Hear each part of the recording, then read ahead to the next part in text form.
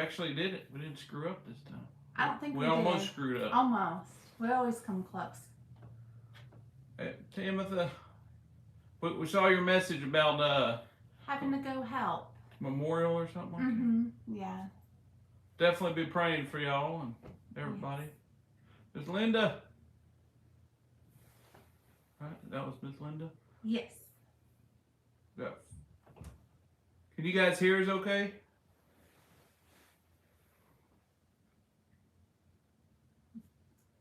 Give us a thumbs up or something if you can hear us. There they are. Might have took a minute.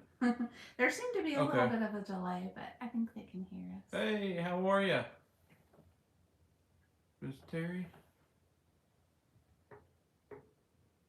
Yes. All right. Josh, Miss Kelsey, hello. Hey, Seth, how are you, buddy?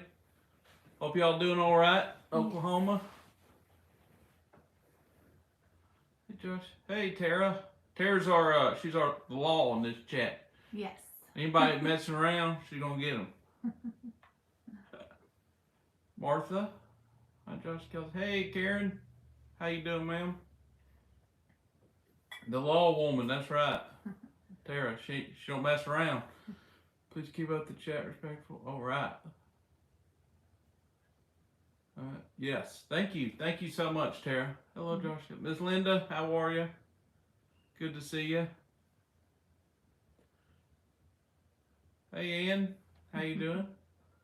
And Karen, is that what that says? Yes. Great to see you. Josh, Tara says I should be a mod. Right, Tara? LOL. How many, no worries, I got it.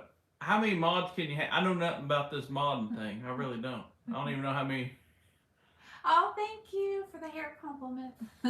Yeah, she made me cut it for her right before we started, y'all. I'm just kidding. It probably does look funny laying like that. There we go. That way it doesn't look like I totally cut it off. Use the clippers. As many as we pretty please. As many as we pretty please. Oh. All right. Yeah, well, we've been lucky so far. We hadn't had any issues. We had somebody get political. We don't do all the political junk, so no, that's not needed. We just keep that out. I think that was on the premiere the other night. It was. Do you guys remember the word mod from the 60s? Well, I wasn't around in the 60s, but I'm sure some of y'all do. Looking good, Josh and Kelsey. Thank you, Miss Linda, for the compliment. I saw something about Minnie. Minnie? Let's see. You gotta read our questions to us. I am. George and Minnie watching from Westchester, Illinois. George and Minnie, how are you? Westchester, is that like Southern Illinois or near Chicago? And then Miss Ann Karen said the video keeps buffering. I don't know if it's me or not. I'm not sure on that one. It's not buffering on our end, so if it is, we can't see it. I don't know if anybody else is buffering or not.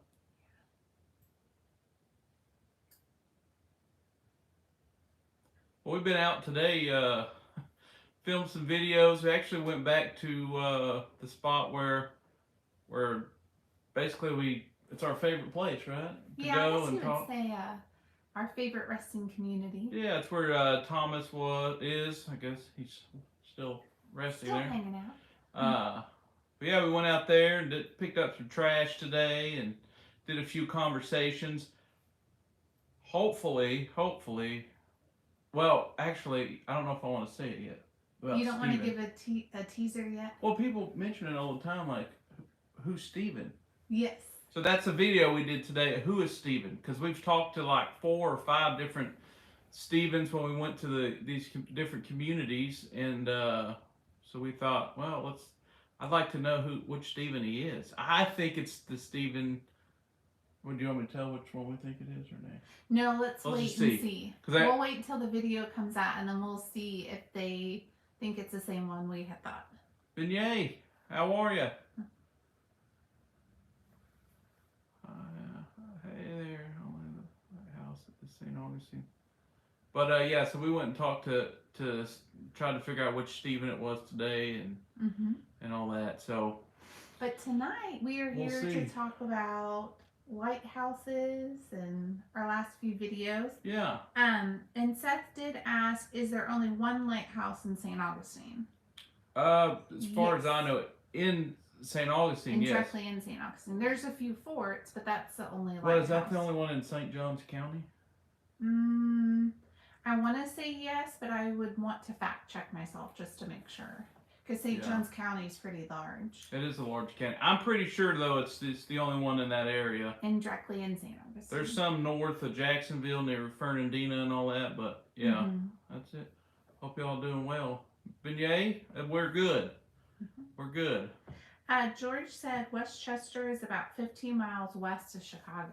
Okay, all right. I've never been there, George, but yeah, we've only been to Chicago a few times, so we're not too familiar with the area. George, I'll never go to Chicago in the wintertime again, ever. We went to a Christmas parade, and I stayed at the Walgreens down the street. It was just too cold for me. And it was so cold, I threw my back out for a good 2 weeks. Yeah, she pulled a muscle somehow from it being cold and had to do physical therapy. Yeah. So the cold in Chicago it's violent. It is. It puts you down. All right.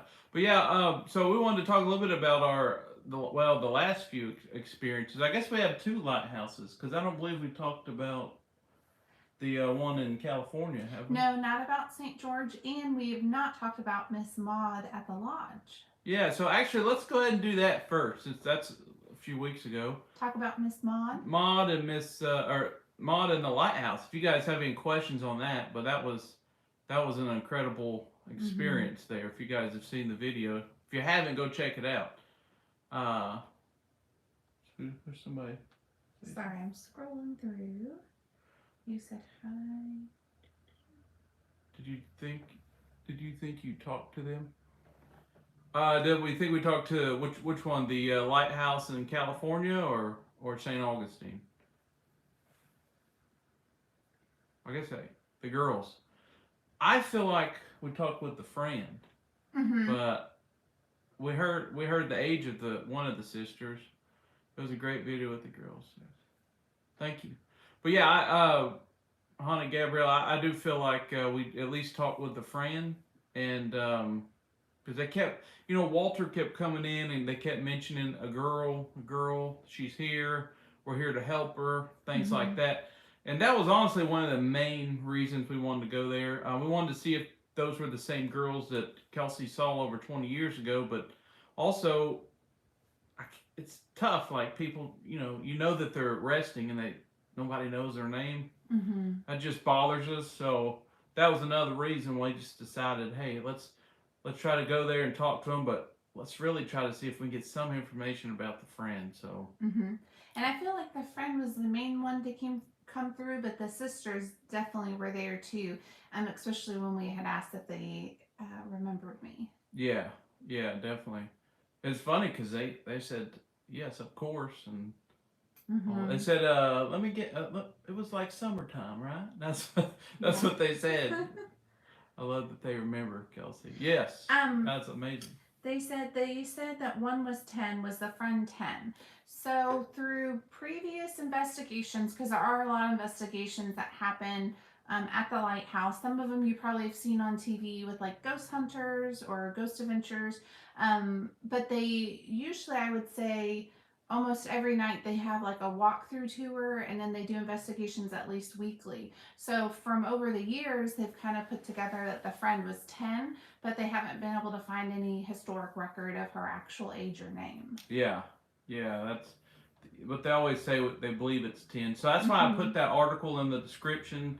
If you guys missed that, the article is in the description. It's straight from the Lighthouse, which is, I think it's ran by the Historic Society there. So that's probably going to be your most accurate information. And then there it says they believe she's 10, but it's not for sure. And then we heard 10 a few times, so maybe it is for sure. Yeah. If you go back and look in the description, it's towards the bottom, I believe.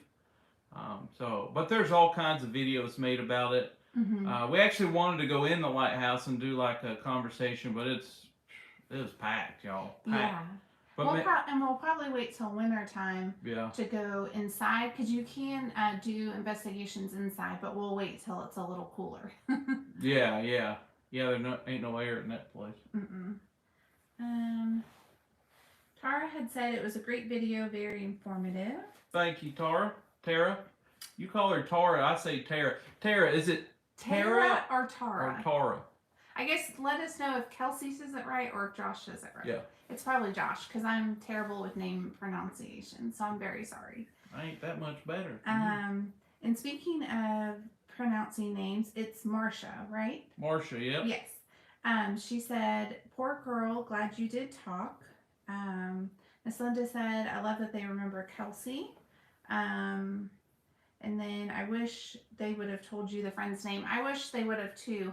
There was a few. Oh, she said Josh says it right. Oh, I'll practice the way Josh says it then. And I'm very sorry for butchering your name. And then let's see, what was I saying here? Oh, about the friend's name.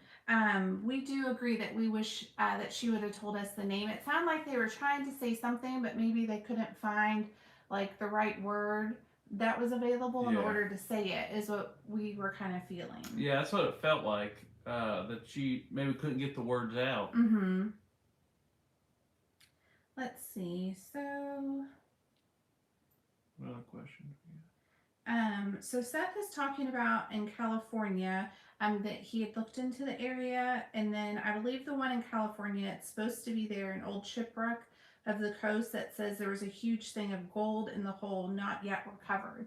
Do you mean for the SS Jonathan ship? Yeah, that went down. Mm-hmm. Cool.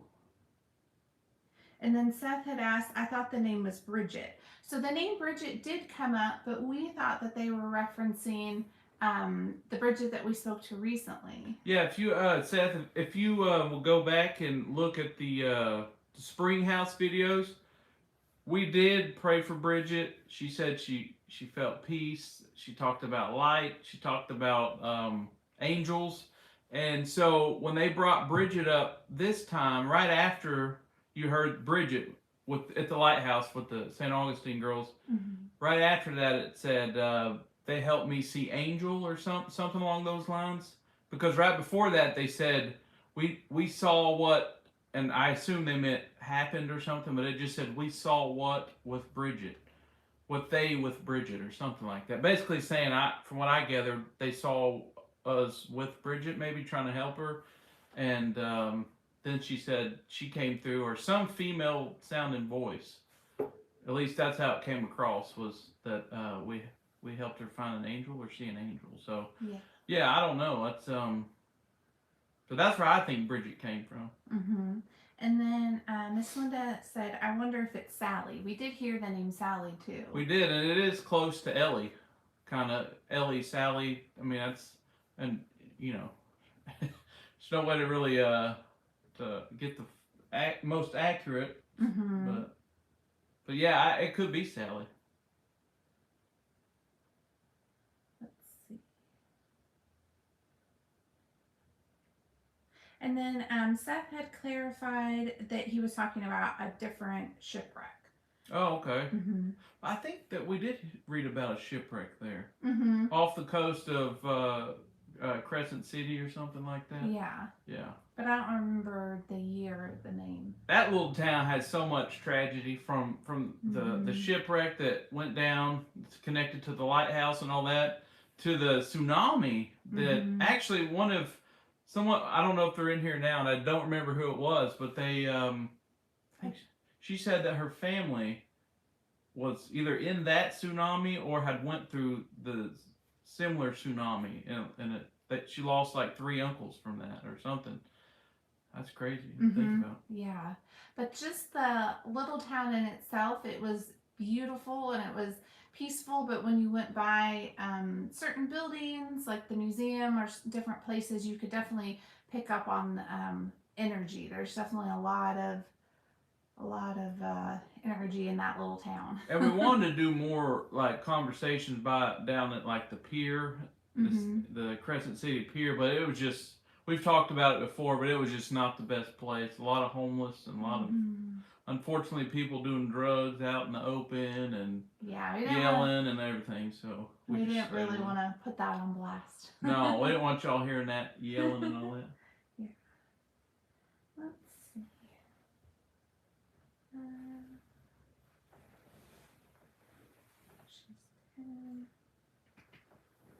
Sorry, my the questions were lagging for a second, so I'm getting back up, caught up here. Yeah, they're coming up here faster than they are on her screen. Mm-hmm. And then I gotta get real close because I'm using the drugs were in California. Yeah, there were drugs in California. A lot of them on the pier though, not where we were. Yeah, not where we were, just people Openly, using on the pier. So we just didn't want to put that on blast on camera. and just a lot of violent stuff, create chaos. You guys understand it's the homeless kind of population. Yeah. Unfortunately, it just wasn't good there. Mm-hmm. They said that the Crescent City is really interesting, the story there. Yeah. That was. What somebody just say something? Sorry, your question's coming in later, so. So Let's Ride is asking, what got you into spirit talking? Oh, basically curiosity until we realized there's something really there, and now we want to kind of explore it a little more. Yeah. Because I've always been a skeptic. I always knew something was there, but if you see something or hear something, I'm like, no, like, okay, whatever. It's probably I'm still like that in a way because we see things when we're out doing investigations or out in the cemetery doing the conversations, and I just don't always. I try not to say it out loud because I don't know for sure if if it was a light or a shadow of the cloud coming over. You never know. So unless I know for sure, I try not to say anything. But yeah, we're just curious. Yeah. And I would say that you're good at trying to debunk things, so then that way we can like really make sure before we're like, oh, that just happened. If you guys only knew what goes on behind the scenes, literally, if anything happens, I will spend 20 minutes trying to figure out, okay, could that have come from this way, like what could it be? Yeah. I want to make sure that the correct information gets. There's enough people that come on YouTube and even television shows and things aren't exactly accurate, and I don't want to be those kind of people. So, aliens? I don't know about aliens, y'all. I don't know. Could be. Could be. We definitely don't want to say no. But most of them are saying yes. There's definitely something out there. Yeah, for sure. Somebody. Let's see. Kelsey, was the St. Augustine ghost the first you saw? No, it was actually not the first ghost I ever saw. I think on a live, maybe our last live or the one before, but I have shared on here before. My first encounter was when I was about 5 years old. I had saw a full apparition at the top of a staircase.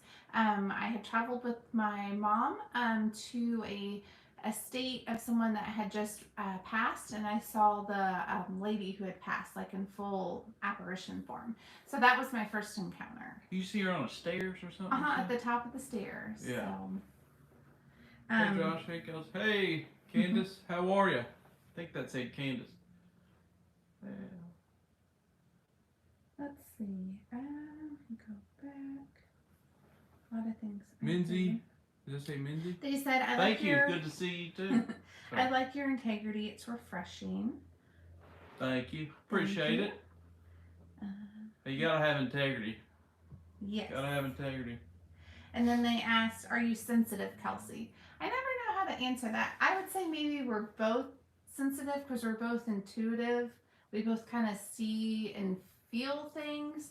But I don't want to say I have a gift or anything like that. I just think we have capabilities, maybe. I don't know. I don't know how to word it. We don't know the gifts and all that. Yeah. We get told that and stuff all the time, actually. And I'm not denying that or saying we don't. We just really don't know what that would be. But we do notice now, since we've been doing this, that we're more sensitive to certain things that we've always thought were probably just normal. Yeah. We're more sensitive to that now, especially feeling wise. going, just pulling into a place like pretty quick. We can tell like, oh, we probably shouldn't do this, you know, or we feel comfort, you know, right away. So, but yeah, I think we're just being more aware of things. I don't really know the whole about gifts and different gifts and all that. So Yeah. And they said not everyone can feel them. They agree we're both intuitive. We pay attention a lot. Even the spirits say you're special. thank you. It is nice. They say those kind words to us. We do. It's always nice to hear. Yes. Sure. And then Let's Ride said, I've been in paranormal all my life growing up here in Missouri, just learning spirit talking. Nice. Okay. Who said that?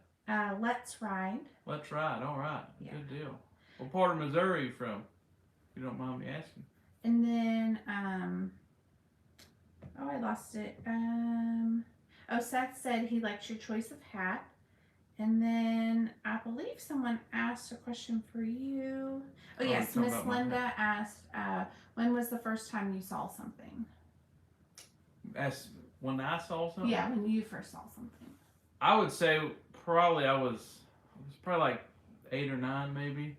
And we lived in this house. And it was an old house from the 1800s.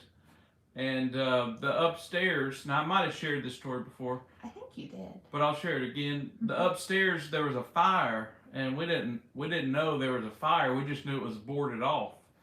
Well, every day my dad would have to climb up there on the ladder from the outside, pull down the old wooden windows, and he'd put big old nails just all through it because it would, rain in there and stuff. He didn't want any water damage.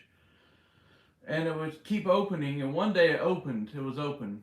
And my cousin and I, we got this bright idea. We were going to throw little rocks up there where where the window was open. And all of a sudden it was like a light, like someone took a picture. It just flashed. And a rock come back down and hit me right between the eyes. And I was gone. I was out there. And then the same house, my dad was a cop. He was a police officer, and he would get ready for work every morning, and he'd always put his uniform and his belt and everything, his gun, all that out on the bed. And one day he took a shower, and he'd come out to get ready, and all of his clothes were moved to the kitchen, which is on the other side of the house. Nothing cooking. So that was definitely a haunted house for sure. Now looking back on it, and I always knew it was different. Black. Hold on. Let's see what we have to do. Oh, it's catching up. Maybe hit that circle. No, that flips it that way. Oh. Hold on. If you can hear us, let us know. We are froze. It's still counting though. Look. It is. It's still going. You're in black. We're in the black. What do we do? Start over? No, don't start over. How are you supposed to fix it then? Oh, they can hear us. You just have a black screen. What I'll do is no good. I don't know. Let's try something. Not that. Oh, you can go ahead. I didn't know that. Try the 3 little dots. Those? Oh, right here? Yeah, try those. Sure. No. We don't know what we're stuck somehow, y'all. Does anyone know how to unstick you? If we start over and it kicks us out, what is that? Highlighted? No, I don't want to highlight nothing. I don't know what's happening, y'all.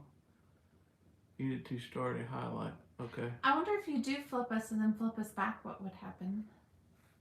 You're gonna flip that way and then flip back. Okay.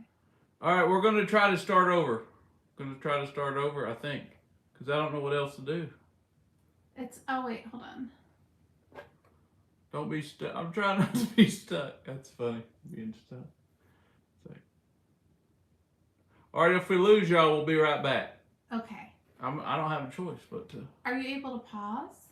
What do you mean? Where's the pause? We're live. We will be back. Okay, yeah, maybe we just have to go back. Oh wait, Oh. No, we're back. Oh, y'all there? I clicked the X and then it rebooted. Let's see. Oh yeah, look, we're back. Oh, it's where the beef. I guess we did. Someone said we got to experience being like a ghost for a second. We were invisible. We were.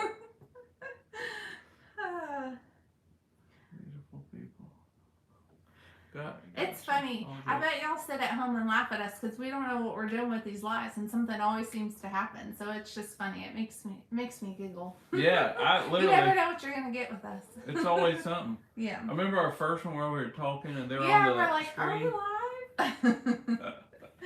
Okay, so. Oh, Seth, thanks for the hat compliment, by the way. Yes. And it's not an Oklahoma State hat. Someone asked me that. It is not an Oklahoma State hat. Mm-mm. Boomer sooner. Boomer That's all sooner. I have to say. Seth knows what that means. So you finished your story, right? I got a little distracted. You finished I don't talking even about remember what I was talking about. about the duty belt. Oh, and yeah. Your first experience. You finished that. Yeah, you guys heard that, hopefully. Okay. And then George had asked. Walter was messing with you. Walter. Which is funny that this question came up. Do you ever worry about a spirit going home with you from a cemetery? And I would strongly say no, I don't worry about it because we always cover ourselves before we leave, and we've never had any issue. Yeah, if you guys understood how much we pray a lot. We pray before we go, while we're there. Mm-hmm. Pray for the spirits, then we pray before we leave because we don't want nothing following us home. So, yes. But no, we have not that we ever have witnessed, at least. If so, they leave us alone, that's for sure. But no, we're good. So I think we're all clear on that. I was looking back because I did see the answer for the Missouri question, but I lost it. Here we go. On these questions. Sykeston? No, that wasn't it. Hold on. That's I lost it. I'll find it again later so I can share it with What did Josh. your dad say about his uniform? He said he don't know how it got in the kitchen. He was a little freaked out. He didn't want to scare everybody, but he was a little freaked out. But then he believed me after I told him, hey, there was a light. I kept telling him like something happened. Somebody's up in the basement or the attic. And he was just, telling me I'm crazy. I'll quit watching late night television, all that stuff, And sure, he believed me after that. So, and then we'd have bacon cooking without the stove being on or anything. Like the smell, you'd smell it cooking, and the detectors would go off and all that, but nobody would be there. His gun too. Yep, his whole duty belt everything was in the kitchen. Johnny Carson. First of all, Johnny Carson, I love that show. I still watch the reruns. Well, it'd be kind of funny if old Johnny did pop up. I just watched Johnny Carson rerun the other day. Oh, yeah. You said poltergeist. I think we are all caught up now, so. That's just mean. Smelling bacon and no. Yeah, you ain't lying, Miss Linda. You ain't lying. That is wild, Beignet. I'm sure you're from New Orleans, Beignet, so I believe you said that. I'm sure you've seen some things down there.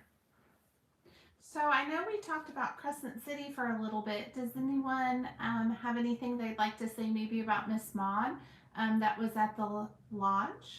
Yeah. That was a really interesting one. What did you guys think about that video, Miss Maud? Yeah, we had a lot of fun talking with her. Yes, you are correct, sir. Yes, LOL. Yeah, Miss Maud, that seemed like a very peaceful conversation. Mm-hmm. Got stories. Oh, I bet you do. I've heard noises down there near swamps in Louisiana I've never heard in my life. Now, I know it wasn't an alligator. I know that.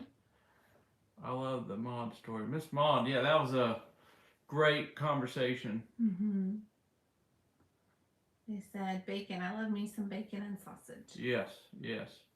Greatest Miss video, Kathleen Maud. said greatest video. Yeah, thank you, Miss Kathleen. I'm glad you liked that one. Really well, Josh. The spirits always seem to love y'all so much. They can always have such nice things to say. They really do. They do. They're very kind to us. They're nice to us. Yeah, they always compliment us and stuff. I don't know how to take it because I'm like that. I mean, just all you can do is say thank you next time you see them. Yeah. So. He said Maud was a good story. Yes. Yeah, Miss Maud was a good story. Mm-hmm. I think Seth said something about Sasquatch or Bigfoot or something. Somebody did. It was the swamp Bigfoot. Oh, from the swamp noises you had heard. oh yeah, like a swamp donkey or something. I don't know What what Bigfoot Bigfoot is. is real. Kind of related to Miss Maud, in that area that we were in, there's actually a lot of, what would you call them, blogs and articles about seeing Bigfoot in that area. Same with Oregon too. Mm-hmm. Yeah. Yeah, Bigfoot. I don't know about Bigfoot. I mean, I don't know, disagree with anybody that thinks there's Bigfoot. This is Kentucky, and everybody and their grandma has a Bigfoot story around here. Yes. So there might be something to that. Mm-hmm. Now we have been. Kelsey and I like to be out in the woods. We go hiking. We're outdoors people, fishing. Mm-hmm. We go shooting and stuff like that. And we've we've really heard things and seen like trees that it's like Mm-hmm. how does a tree do that? Like Yes. how do you bend a whole tree like that? Very strange stuff. Mm-hmm. So I believe in Bigfoot for sure. Yeah. Hey, I believe that there's definitely something there for sure. And then we can just say Terry, right? Yeah, Miss Terry. Yeah. I don't know how I feel about Bigfoot. I know one thing, Miss and Terry. then- I don't want to meet him in Mhm. person, face to face. I'll tell you that. And then she also said, I'd love to see how the spirits treat you at my cemetery. There's a mean one there. Yeah, I remember you. Your video. You're talking about it. Mm-hmm. The doorman too. Dogman. I've heard stories about the dogman, but it's been a long time since I have. I tell you, Seth. See, in Kentucky, they got the goat man, who's now that's a crazy story, Oh yeah. and a lot of people has died trying to cross the train tracks to see if he's real because people say they see him on the train track, and there's in Louisville or right outside Louisville, Kentucky, there's a road, a big park, and there's a train track, an old train track. It's no longer, you know, in use. Yeah. But people say that they see the goat man up there. And a lot of young young teenagers and stuff, get dared to climb up there.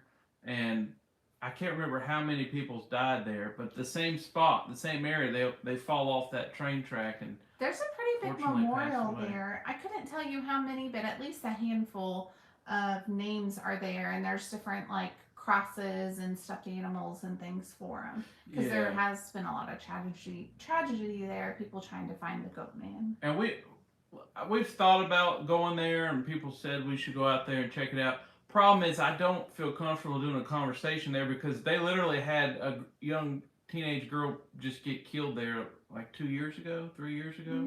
Was it 20? I guess about 3 years ago. It's around 2020, 2021. A girl got killed there, but they've had so many people die falling off that bridge that it's just crazy. Yes. And then Miss Linda said it would be silly to disregard the possibility of other things. We listen to ghost talk. That's true. That's a good point. So I didn't get it. She had said it'd be silly to disregard the possibility of other things. We listen to ghost talk. Yeah. So there definitely could be more out there. Trust me. After this, I there's nothing that I'm not going to say isn't real. After experiencing what we've experienced and having conversations like with spirits, like actual conversations back and forth, asking questions, getting answers, telling you what color your hat is, your fingernails. I mean, there's nothing I'm never gonna say, oh, that's not real or that's not true. Yeah. Never. They had asked, do you believe in spirit portals or do you think they are in the same realm as the living? When you say spirit portals, do you mean the portals where like they gather and they all like come through there, or like what do you mean by spirit portals? Yeah, like that's what I'm thinking. Maybe they're saying like some a location. Like a location? Are you talking about like an actual location, or are you talking about just in general? I just want to make sure we answer it right. And then, guys, didn't y'all do a video of graveyard with a couple on prom night? Curve road, dangerous. Is that what you're talking about, or no? That's different. So the goat man is separate.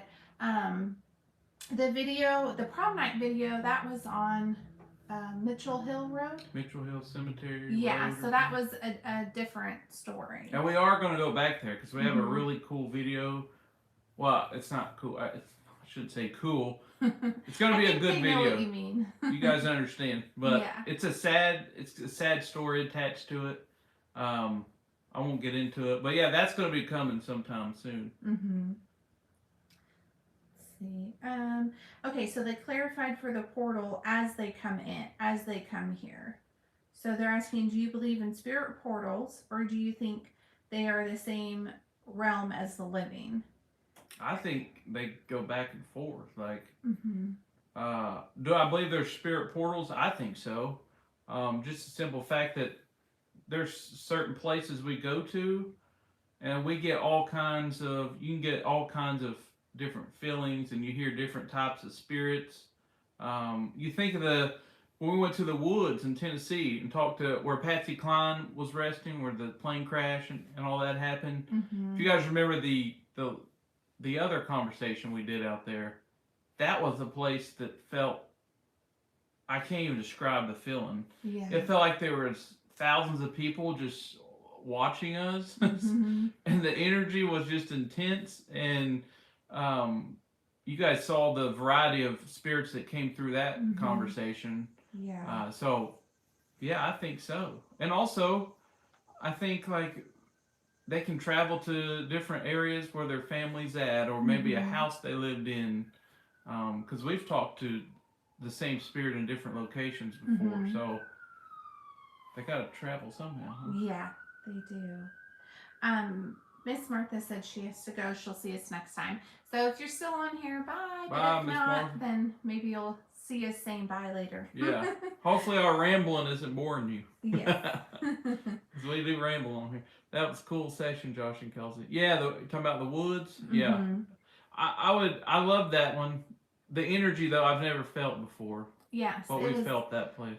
Very intense because it was almost like you were encircled, not like in a dangerous way or anything. It was just there were so many spirits there and there was so much going on that it's like it was really like pulling your attention because there was like constant noise and activity and movement, and so it was just a lot to keep up with, but it was very neat. Because we're in like a bottom of a holler, Yeah. and then above us is all woods, and then in front of us in the holler is all woods, and it was just like I don't know, felt like a Broadway performer, an opera performer. You know, like when you go to those concerts and they got them all up top and. Nope, not ever born. More like a, what do you say? All right, Steph. Not ever boring, more like a whole fun hour. So they did ask about the Bermuda Triangle. I definitely do think that the Bermuda, I can't even talk now. Bermuda Triangle does exist. I don't know a lot about it to make I know people disappear, right? Boats, people, things, weird things happen out there. I've talked to guys who from a long time ago. They were old pilots that would talk about old Miss Brenda's husband. Mm-hmm. Someone I knew talked about the Bermuda Triangle or being near it and how their plane got turned around and they lost power. Just different things.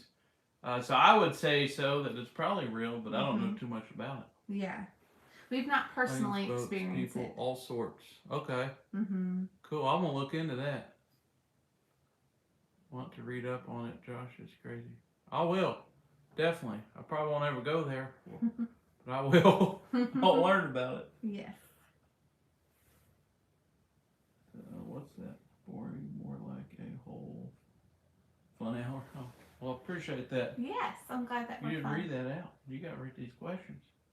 It wasn't a question. It was just a comment. I was looking for questions. Oh, I didn't see it. So you got to read all. You got to read that too. What do you think? What was I gonna say? I forgot. I don't know. Not in your head. I was gonna say something. Oh, the mod conversation we did. Did you guys enjoy that? Did you feel like it was a peaceful conversation and things went well? Seth said I'm doing very well. But yes, back to Miss Maud. Did you enjoy that conversation? Did you think that that went well? Bermuda Triangle. That said Bermuda Triangle's interesting, but there is a plane crash in Everglades. Think in the late 70s that would be cool for y'all to do. Oh, in the Everglades. Mm-hmm. Yeah, definitely. When I watched, if y'all ever watch Swamp People, well, they're down in Louisiana and in the swamps and stuff. They have one called with some of the same cast called Serpent Hunters, where they hunt down the big pythons and stuff.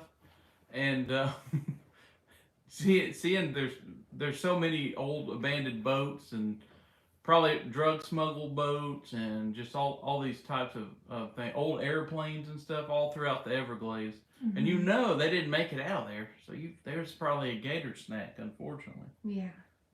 I did want to tell them with Miss Maud about the mix-up that happened with the video. So while we were there filming, we did have a segment that disappeared after we went back to edit. You remember that? So while we were there talking with her, there was like a malfunction with the camera, and at that time we had asked her, because I don't know if you remember, but looking in to the living room, there were lights that were on, and we had asked her if she would be able to turn on or turn off one of the lights while we were talking with her, and that segment disappeared. It wasn't in the deleted file, it wasn't in the cloud, like it was just gone. And there was a camera malfunction during that time, so I just thought that was interesting. So I don't know if that was Miss Mudd or if that was someone else who was there, or if it was just our camera going wacky, but I just thought that that was interesting that happened while we were talking with her. Yeah, no, that was wild. Mm-hmm. I see Mr. George asked if we've ever used a Ouija board. No, we've never. I had some crazy experience happen when I was a kid with that, and I never felt comfortable around with that kind of stuff. Ouija board. So it's not for us, but a lot of people use it, and they use it as a tool, and I understand why. So I mean, it's just I wouldn't. Yeah. Personally, we wouldn't feel comfortable using a Ouija board. Mm-mm. They said, "Oh wow," to what I had just shared. Let me go back. Miss Linda said, "I think the mod conversation went very well. I think if you ever went back, she'd remember you." Oh yeah, I think so too. She wanted us to stay. She's like, somebody said, "Josh, bring Kelsey to stay the night." Oh yeah, so I don't know. And then there hasn't been any. You know, I saw a video. It was a vlog from, I think it was 2010 or something. Somebody wrote a vlog about the Miss Maud. What was that called? Patrick Lodge, or I don't know, the lodge. Something like that.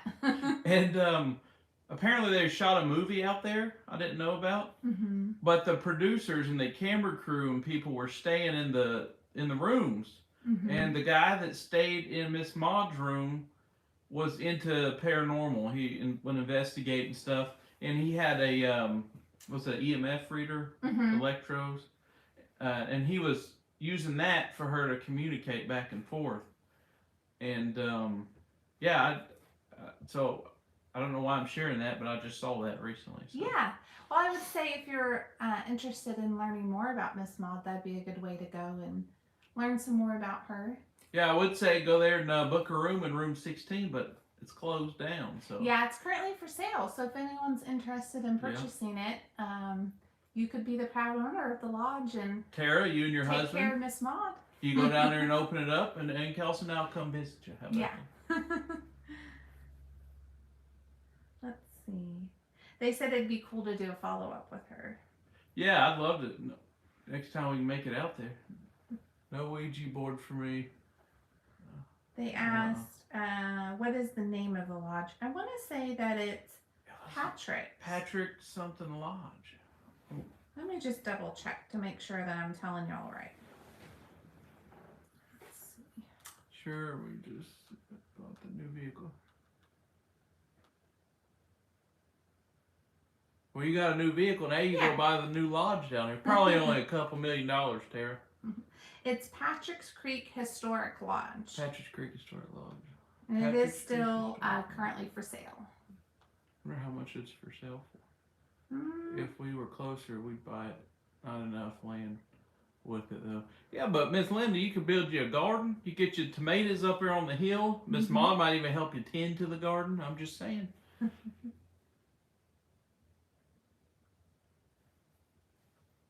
I do remember reading, when I was reading about it being for sale, that there is a cabin that comes with it, that I'm assuming that probably like the innkeepers stay in, but it's a little bit further back, and it sits back by the creek, and then on the other side's the river, so it probably would be a pretty place to live. It would be a pretty place.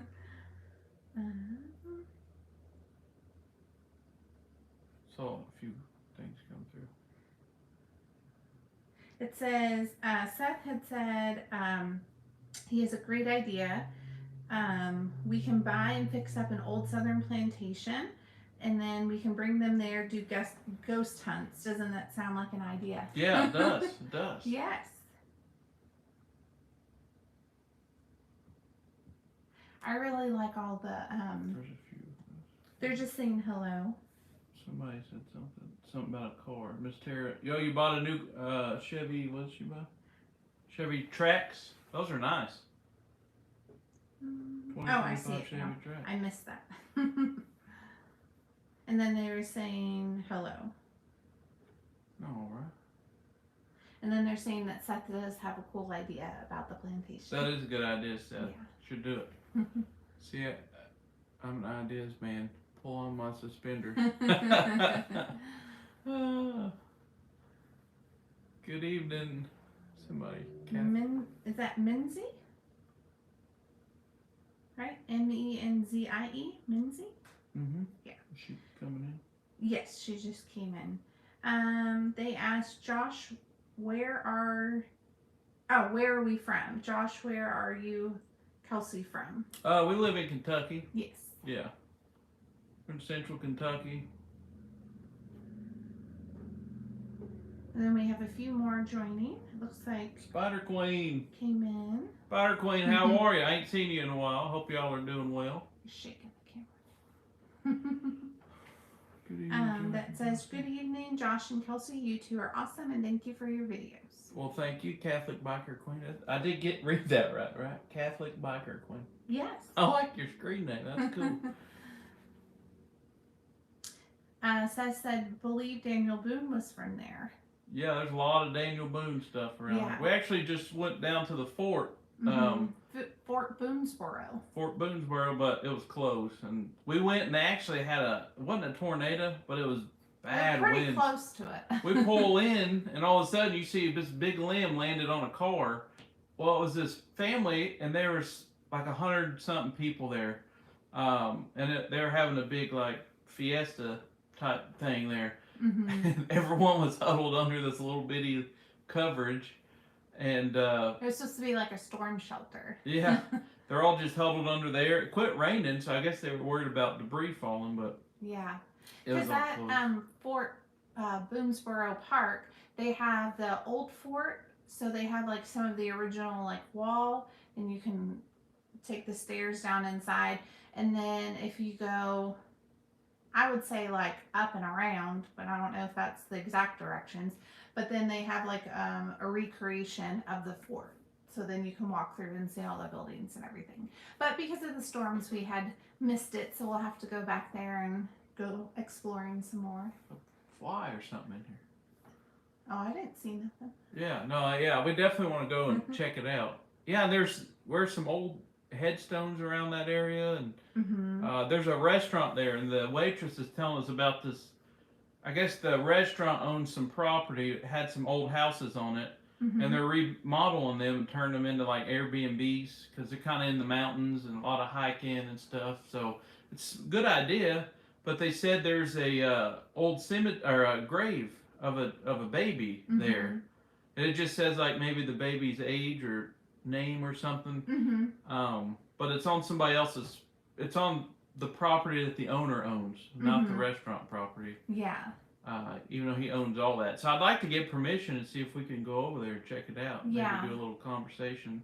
They say it's by the dumpster, so But they do say that they keep it up. We did go back there to see, but again with the storm, it was kind of hard to get back there. So yeah. we'd like to go back and check it out. The waitress said they the owner obviously don't know who it belongs to or the family, so he just takes care of it and Puts flowers out. cleans it and all that. Yeah, just to show some respect for it. So have a good night, Marcia. Marcia, see you later. Let's see. Thank you. Catholic Biker Queen said, "Good evening. You two are awesome, and thank you for your videos." And then after that, they had said, "Hey, I have a question. Is Harrison, Indiana, close to Louisville?" Oh, I don't know. Oh, I don't know. We're not as familiar with Indiana Or Louisville, really. Just kind of. We don't live in Louisville, so but we do go there for work. But that's about it. Yeah. But it might be. I don't know. I'll have to look it up. Is But that if where you're there's at? something in Harrison, Indiana, let us know and we can check it out. Yeah, we'd check something out for sure. And then Seth said, "I stayed inside the Daniel Boone National Forest with a church volunteer work team many years ago." Nice. Daniel Boone National Forest is beautiful. That's in eastern Kentucky, and we've gone hiking there, and it's a beautiful area of Kentucky. It gets really crowded in the summertime, though. Yeah. They call it the Red River Gorge area and all that. Yeah. Like you going to Virginia. Yeah. Yeah, it gets crowded over there. Spider Queen said, "Glad to see you both." Thank you. Let's see. Oh, it's Marsha, right? I'm always afraid I'm going to say that wrong. Marsha. Remember, Marsha. Well, Miss Marsha said that she hates to do this, but she has to go. So if you're still on here, see you later. Have a good evening. Thanks for coming on. See you, Miss Marsha. And then Connie asked, "Have we been to the Octagon House?" We've actually looked into going to the Octagon House. I would say about every quarter or so they have like a night where they do like a 3 or 4 hour investigation, but it's limited tickets, so we haven't found a date yet that works for us, but we are interested in going. That's the one that's near Frankfurt. Yeah. There's some cool places that Kelsey and I really want to invest, like more of an actual like paranormal investigation. The problem with that is everywhere it's hard to get a private one. Like they don't want you to pay a lot of money, or you're surrounded with people, like 20 people, and it's just hard to really do like a proper investigation. I don't want to listen to Carl over here breathing heavy next to me and somebody else, playing with their zipper. That's what happened to us at Waverly. We had an amazing opportunity at Waverly to do an investigation. We thought it was just going to be a few people. Turns out like 20 people were in there, and people are playing with zippers, and somebody brought their little kid. I'm like, I mean, come on now. And little Johnny was not excited to be there. No, little Johnny was probably scared to death. So yeah. Yeah, so we want to do more of them, but we're just trying to find a way to do it, or to do it with like a smaller amount of people. Yeah. So, let's see. Seth said, "Hey, since y'all are in Kentucky for history, read on the Redbird Mission inside the Daniel Boone National Forest." Okay, we'll write that one down and check it out. Read the Redbird Mission. Okay. Read on the Read Redbird. on it. You guys, there we go. And so then Terry had said Harrison County. That's going back to Indiana. She had said my great grandfather was from there. Oh, okay. Yeah. All right, nice. Is that where he's buried? Excuse me. Spider Queen asked, "Did you meet through paranormal?" Do you mean him and I? Did we meet through paranormal? I think so. I think that's what she means. No, we actually met in an elevator at a hospital. Yeah. See, here's what happened. I was scared to death. The lights went out. I thought the thing was stuck. The lights come on, and she's right there. The door's open, and she's standing right there. And I thought, oh, yeah, this is paranormal. I was scared to death. Yeah, we did meet in the elevator. We really did meet in an elevator. Not quite like that. Doors did open. I did appear, but I was a little nervous, y'all, because she stalked me for probably 6 months before before I figured out that she was on to me. he was the one who did the stalking because I was always assigned to a certain floor, You followed me. and then you were always around. Yeah, So. tell me. I worked we were like 21, right? I was a patient transporter, and I went all over this hospital. And we were both in college, and yeah, I went everywhere, and she would pop up. So that would mean she followed me. I'm just saying. This has been it's been going on for almost 16 years now, y'all. We've had the same argument. Did she follow me or I follow her? You followed me. You. Let's see. Okay, I'm gonna say it wrong again. How you say Tara or Tara? It's Tara. Tara. I'm so sorry. I'm gonna practice.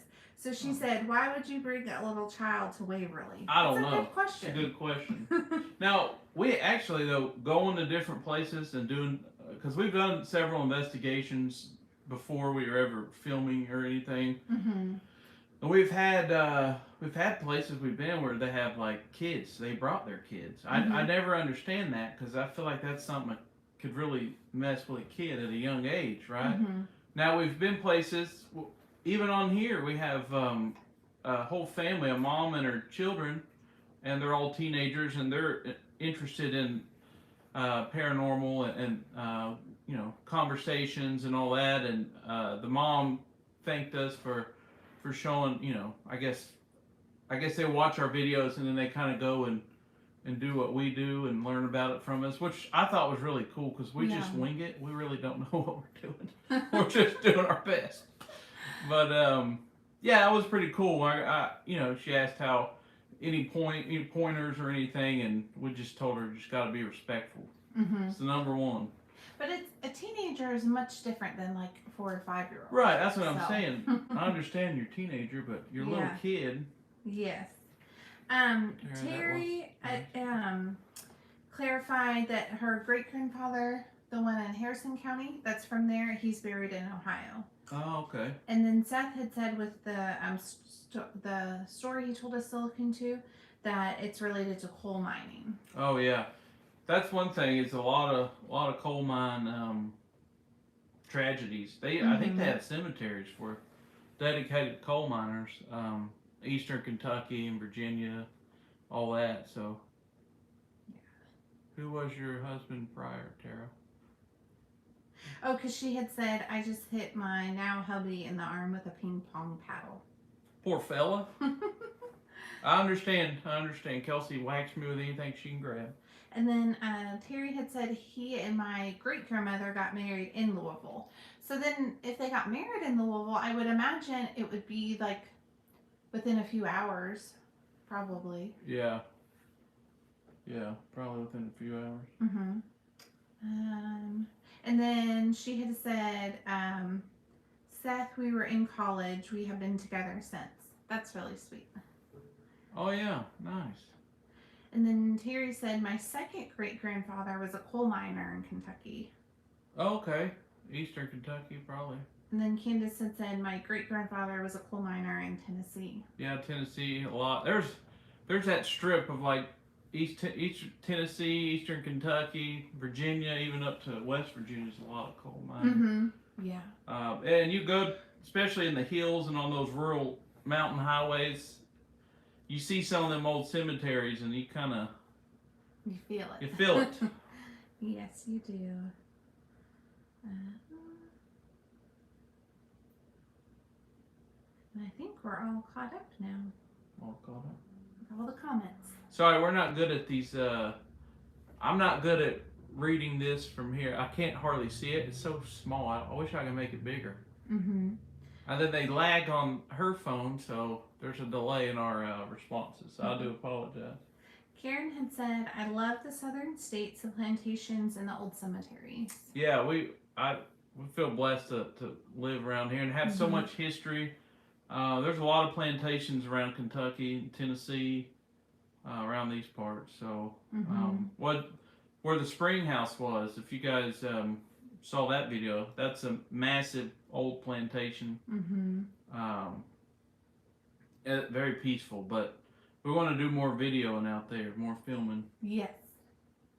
And then Seth had said, by the way, Josh and Kelsey, there are a lot of famous people arrested between Kentucky and Tennessee. Oh, there definitely are. There are. Yeah, I think the only famous folks we've done Colonel Sanders. That was the very first video we did for Dalen for the graveyard shift. Mm-hmm. And we did. I would say Jim Beam is famous. Jim Beam, yeah, he's definitely famous here in the state of Kentucky. I promise that. We've done did Minnie Pearl. Yes. It's over on Dalen's channel. Would you say Mr. Jarvis was famous? Well, we did Elvis's producer, so a lot of people knew him back then. Maybe not now, but yeah. We'd like to do more of famous folks, maybe. Mm-hmm. I just like having more of a reason, like a mission to talk to them, not just talk to somebody because they're famous. If that makes sense. Yeah. Patsy was amazing. Yes. Patsy Cline, yes. Oh, I love Patsy. She was great. My dad loved Minnie Pearl. Mm-hmm. Yeah. Let's see. They said Candace said the spring house is so beautiful, and then Terry brought up the snake. Oh yeah, that's Snake, y'all. That's Snake. Yes, and then Kathleen said, "Love the spring house. Please show the property." So if you go back in our videos and look for Locust Grove, we actually have kind of more of like a historic tour that we did on our channel of Locust Grove. So it'll show you the whole property. It'll show the outside of the house. You can't film inside the house, only on the outside. But I believe you can go on to their website though and see pictures of the inside of the house. But that'll show you everything that you want to see. Yeah. So out there, this will be future videos, but I would like to do some more conversations out there because there's an old barn, there's an old ice house, there's an old smokehouse, there's a huge well. They have a house where their guests stayed, and the help cooked up in this it was like upstairs. It was the kitchen. It was above the kitchen. Above the kitchen, yeah. Yeah. So there's. And they all seem very welcoming toward us now that they've kind of gotten to know who we are, and we've gotten to know who they are a little bit. They definitely are welcoming us to come back and talk with them. Connie had said, my son lives in Franklin, Kentucky, and a mile from Octagon House. He sometimes runs into shadows in his home. Oh, that's interesting that he's about a mile from there and still runs into activity. So that just goes to show you that sometimes that activity isn't limited just to like one particular building. Like sometimes it's the area. It's like what has happened, on that land, or what has occurred in the past there. So that's really interesting. Yeah, definitely. Has he ever done? Well, I guess he lives there. I know. Like for us, we probably never would do an investigation where we live. But I would be curious. Has there ever been an investigation there, or has he ever addressed it at all? Yeah. Mm-hmm. Yeah, definitely. And then. Or does he want to know? Some people. Yeah, some people don't want to know. Don't want to know. Yes. And then Terry said, "I love your cemetery videos." Thank you, Terry. And then Miss Linda said, "Patsy reminds me of my mama." Patsy does bring a lot of good memories. Patsy, I think everybody has like a good. If you know who Patsy is, you probably have a good connection. Maybe with like a grandparent, like Kelsey and I both. It reminds us of our grandparents because we listen to them with our grandparents. So. Yes. Sorry, I'll hunt it down. Thank you. Kathleen said, "Sorry, I'll hunt it down. Thank you." Talking about the video, I had to think about what she was saying. And then Karen had said, "I was at City of the Dead Cemetery years ago in Paducah, Kentucky." Oh yeah. I think it's the city that was awesome. Paducah is a cool place. They got a really good barbecue festival. If you guys love barbecue. There's like an area of Kentucky down through Tennessee they call a barbecue belt. Now, all you Texas folks out there, y'all have the best barbecue. We will not argue ever. No. But there's some good barbecue through Kentucky and Tennessee. Yes. And then George had asked, have you guys ever visited a cemetery at night?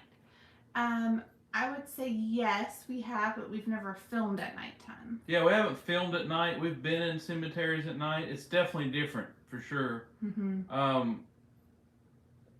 We went, I think it was fall time, and we were doing a conversation with a family that was buried in the early 1800s. It was a doctor and his family, and he made it very clear that he didn't want us around there at night, or anytime really, which he's grown on us now. We've grown on him now, and he gave us permission, but when we first started filming, he did not like us around there, and he made it very clear. He yelled, "Leave!" Yeah. So we left. But that was the last time we filmed at night. We've done investigations at night in haunted locations and stuff. So yeah. Did I see Seth mention Locust Grove or something? Seth said Locust Grove is 20 minutes from me. Locust Grove, Oklahoma. And that's where they have a lake there, a really nice lake. There's a country buffet that I went through one time because I told him I have family and friends around that area. So there's a country cottage, I think. Good food. Spider Queen said, we're ready for whatever you do. And let's see.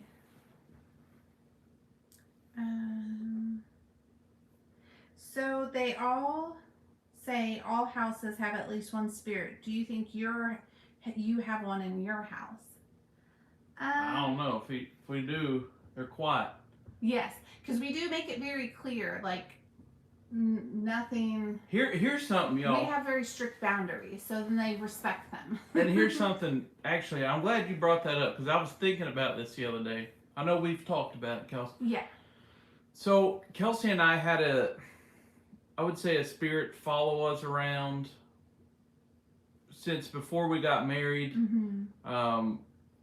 And then we got our first place we ever lived. The toilets would flush by themselves. Then we had smoke detectors going off. Footsteps. Let's see. We just had things like that. And and this happened to us, y'all, up until we started doing the investigations. Well, then we started covering ourselves in prayer a lot, and we started specifically just asking out and putting out there that, no spirits were allowed around us in our home or vehicle or ever we're staying or working. And y'all, ever since we started doing these conversations, the activity at our homes have stopped completely. Yeah. And it's like, and it was never nothing bad. I always would joke and say, "Hey, Meemaw," that's my grandma. I called her Meemaw. And I'd always say, "Hey, Meemaw, what you doing?" Or something like that. But yeah, when we started just saying, "Hey, no spirits allowed in our house," anything like that, they definitely respected it. They respected it. Stopped. So hopefully that helps a little bit. I know it was a drawn out thing, but. Let's see. So Connie, remember we had asked about her son, and she had said he ignores them; they don't bother him. Well, that's and that good. kind of goes with what we were just saying. So. Yeah. And then my dad messes with electronics, and I tell him to go bug my brother. And then. Oh, because her dad passed? Tara? Did I get it right? My dad messes with my electronics and I tell him to go bug my brother. Yeah. And then Terry responded to that with, my dad left my sister a handful of change at my mother's house. That's interesting. Wow, that is interesting. My dad left. So then I wonder how she knew that it was Dad. I wonder if there was something like else along with that. Maybe he always carried change or something. Yeah. And then Seth had said, yes, sir, Lake Hudson, country cottage, yes. Oh, it's good fishing out there. A lot of sand bass out there. George said, I would have been gone so fast, only my shoes would have been left. And then... Yeah, honestly, I don't think I would, if I lived in a known haunted house, I don't think I would engage with them either, to be honest. I wouldn't want to stir anything up. No. If I've been living the whole time without anything happening or anything bothering me, I'd just leave it alone. Really. Yeah. Well, you remember one time when we were staying in Savannah, we were staying in a bed and breakfast, and during the night, one of the doors that required a skeleton key decided to open and close by itself all night. All night, y'all. And all Josh night. and I, we both just ignored it. We were just like, okay, it is what it is. We'll just go to sleep. And we just ignored it. And we said something to the innkeeper the next morning. And of course, she said, oh, no, we don't have activity. But then later, after all the guests were out of earshot, she had approached us and had asked if she could go into the room with the skeleton key. And she did. And she said there is no way that door could have opened and closed by itself. And she had let us know that a lot of the innkeepers in Savannah don't like to talk about any sort of activity just because some people will not stay there if there is known activity. So I think we stayed there once since then. And when we stayed there, we made it very clear to them, like, y'all are welcome here, but don't bother us. Y'all keep to yourselves, we'll keep to ourselves. And we didn't have any issues that second time we stayed. No, So. I just said we want to go to sleep, y'all. Yes. Could you please quiet down? Yes. Please don't mess with us. We're gonna, Yeah, we sleep. just want to rest. It was quiet as a church mouse After that, yeah. So I totally get just ignoring it. Yeah. Let me go back up here. And then Tara had said, Terry, my dad passed 10 years ago. My mom will be gone 1 year, September 3rd. I tell my mom to come and keep dad out of trouble. That's sweet. Who said, And then Tara said that? Mhm. Sorry for your losses, Tara. Yes. And then Terry had said that her dad passed in 2022 and her mom is still going strong. Okay. Sorry And for your then loss. Terry had clarified that dad did like his change because we were asking about the change. Mm-hmm. Yeah. And then my golden alerts me when someone is visiting. Kind of cool. They do say that dogs especially can be like sensitive toward those things, that they can like see and hear things that we can't sometimes. Hey, we stayed in a oh yes, that's mansion true. several years ago. We were staying in this mansion, and it was like a bed and breakfast, but it was a massive mansion. Yes, it originally was an old like an old estate. Old, like they still had the old back kitchen stairways. Mm-hmm. You know, unfortunately, that it was the help, and they could only use certain stairs and stuff. This place still had that in there. It was just kept in great condition, and we stayed in it. And the guy that owned it had this little dog. It was a little schnauzer dog, and sweet dog. But the dog just laid around a lot. One day, we're sitting in the little living room, and the dog comes in there. And he's looking at the ceiling and just walking around. And then he'd come by Kelsey and I and then look around and then walk across the thing and he'd lay down. And that's the same day we were looking out a window. Mm-hmm. And we saw this man just flash by. He kept running back and forth like 3 or 4 times. Yeah. And it was gone. So yeah, it was crazy. Yeah. But the dog definitely saw it before us. The dog saw, something before that happened. Yeah. Hi, neighbor. Hey, Karen. Are we neighbors? I think Karen's in Tennessee. I think. There is a Karen that subscribed to us that says Karen from Tennessee when she leaves a comment. So that might be Miss Karen. She ain't far, I don't think. Let's see. And then... Minzy said, my great aunt house, I would hear the toilet flush when we went down to Tennessee. She said, don't worry about it. It's a spirit doing that. I was 7 years old. Water running in the kitchen. That's interesting. Yeah, that is interesting.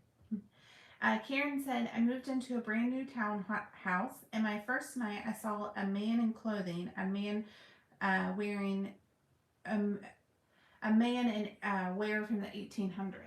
Wow. That's interesting. That is interesting. And then, I can't think if I don't know if I've ever seen, because some people, well, yeah, I guess we did in Savannah. We had a lot of Savannah stories. We saw those two girls on the bench. Mm-hmm. We'll have to tell them that story sometime. If you guys want to hear another story, let us know. I got stories all day, y'all. Yeah. All day. We can continue story time if y'all don't mind us rambling. Let's see. Seth said, I want to stay in a haunted hotel just to see if it's really haunted. And then Terry said, the door next to mine in the hospital kept opening and shutting. I went out and yelled, and it stopped. And then Karen had said that her cats let her know when there's something there. And Lindsay had said cats and dogs. Yeah. And then Kathleen asked, Josh and Kelsey, did y'all get my email of photobomb from my husband? Yeah, I wrote you back. Okay, who is that? Kathleen? No, where? Kathleen. Oh yeah, McBrayer. Yes, ma'am. I wrote you back. Actually, if you check your email, I wrote you back. So, love the picture. Great picture. We only got like this inches above the man with the stroller. You're trying to show us a window, but the window that you were talking about wasn't in the picture. So I don't know if it was because it was emailed and it didn't download or it got cut off. I don't know. So if you could send us that picture again. Yes. I feel bad that you didn't know I responded to you. I'm so sorry. But yeah, we did read that. I showed Kelsey. Mm-hmm. And I want to see, because that would be incredible to see that, for sure. And then Terry had said, have you seen Jason Hawes' latest video? They caught a full body apparition. I don't know who Jason Hawes is. Is he like a YouTube paranormal, maybe? Investigator or something? I feel like when she answers that, we're going to be like, oh, yeah. But we'll see. We'll see what she says. Because we don't really watch a lot of... Not that we don't want to, we just don't get a lot of Ghost time. Hunters. That's what I was thinking. I was thinking Jason from Ghost Hunters, and that was right. Which one's he? The no hair. Oh yeah. I like that guy. Okay. We'll have to go on there and catch that, because I bet that'd be interesting, and we like their style of investigation. Yeah, there's some of them on the shows I don't care for. I'm not a fan of the Zach guy. Not a fan of that guy. Let's see. Spider Queen let Seth know that she's worked at several haunted hotels. Who worked at haunted hotels? Spider Queen. Oh, okay. You have to share some stories with us. Yeah. And then Minzy said, dogs know you're coming home about 10 minutes before you get home. We don't have a dog, but I believe it, because we do. Miko. We have a lot of friends with dogs, and some of them, they know things way before others. So. And I have a couple of clients with dogs, and when I'm coming down the street, their dogs are already like, they know I'm coming, and they all jump on me. So yeah, they know I'm there. They're like waiting on me right when I pull up in the drive. Mm-hmm. And then Tara said, thanks, Josh and Kelsey. I'm blessed to have great parents and know they are both at peace. Yes. Yes. Yeah, it sounds like they're great people. And then Catholic Biker Queen said, my mama passed 7 years ago. My daddy passed 24 years ago. My son would be 33 this year. I'm sorry to hear that. Then Seth had said, I bet truly all of the United States is haunted.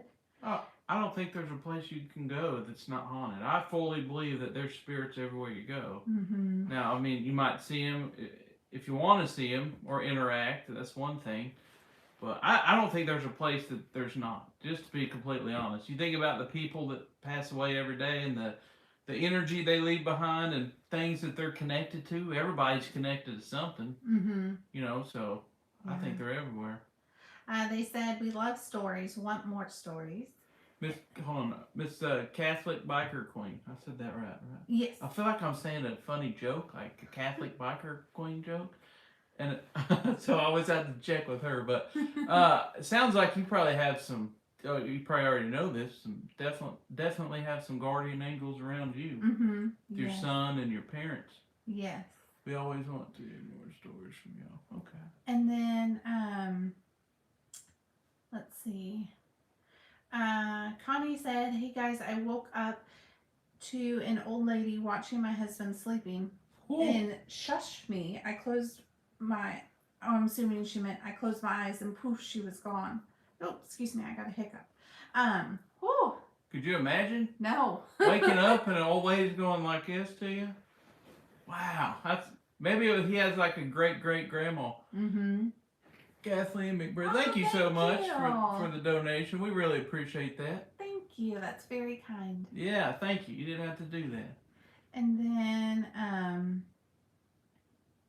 let's see. And then they were asking, oh, they were clarifying about ghost hunters.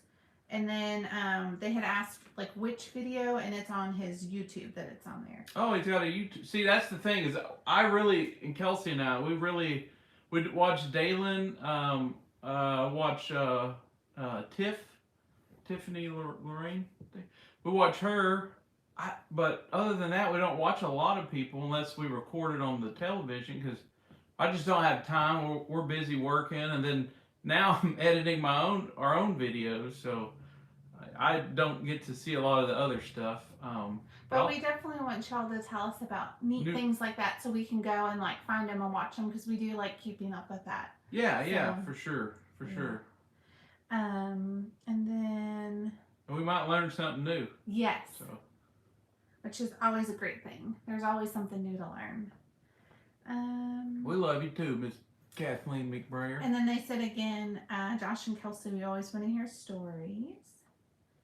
And Well, we got a good story for you. Should I start it? And then Candace just asked, what app do y'all use for video editing? Honestly, I use the I'm using the thing. What is it? InShot. Yeah.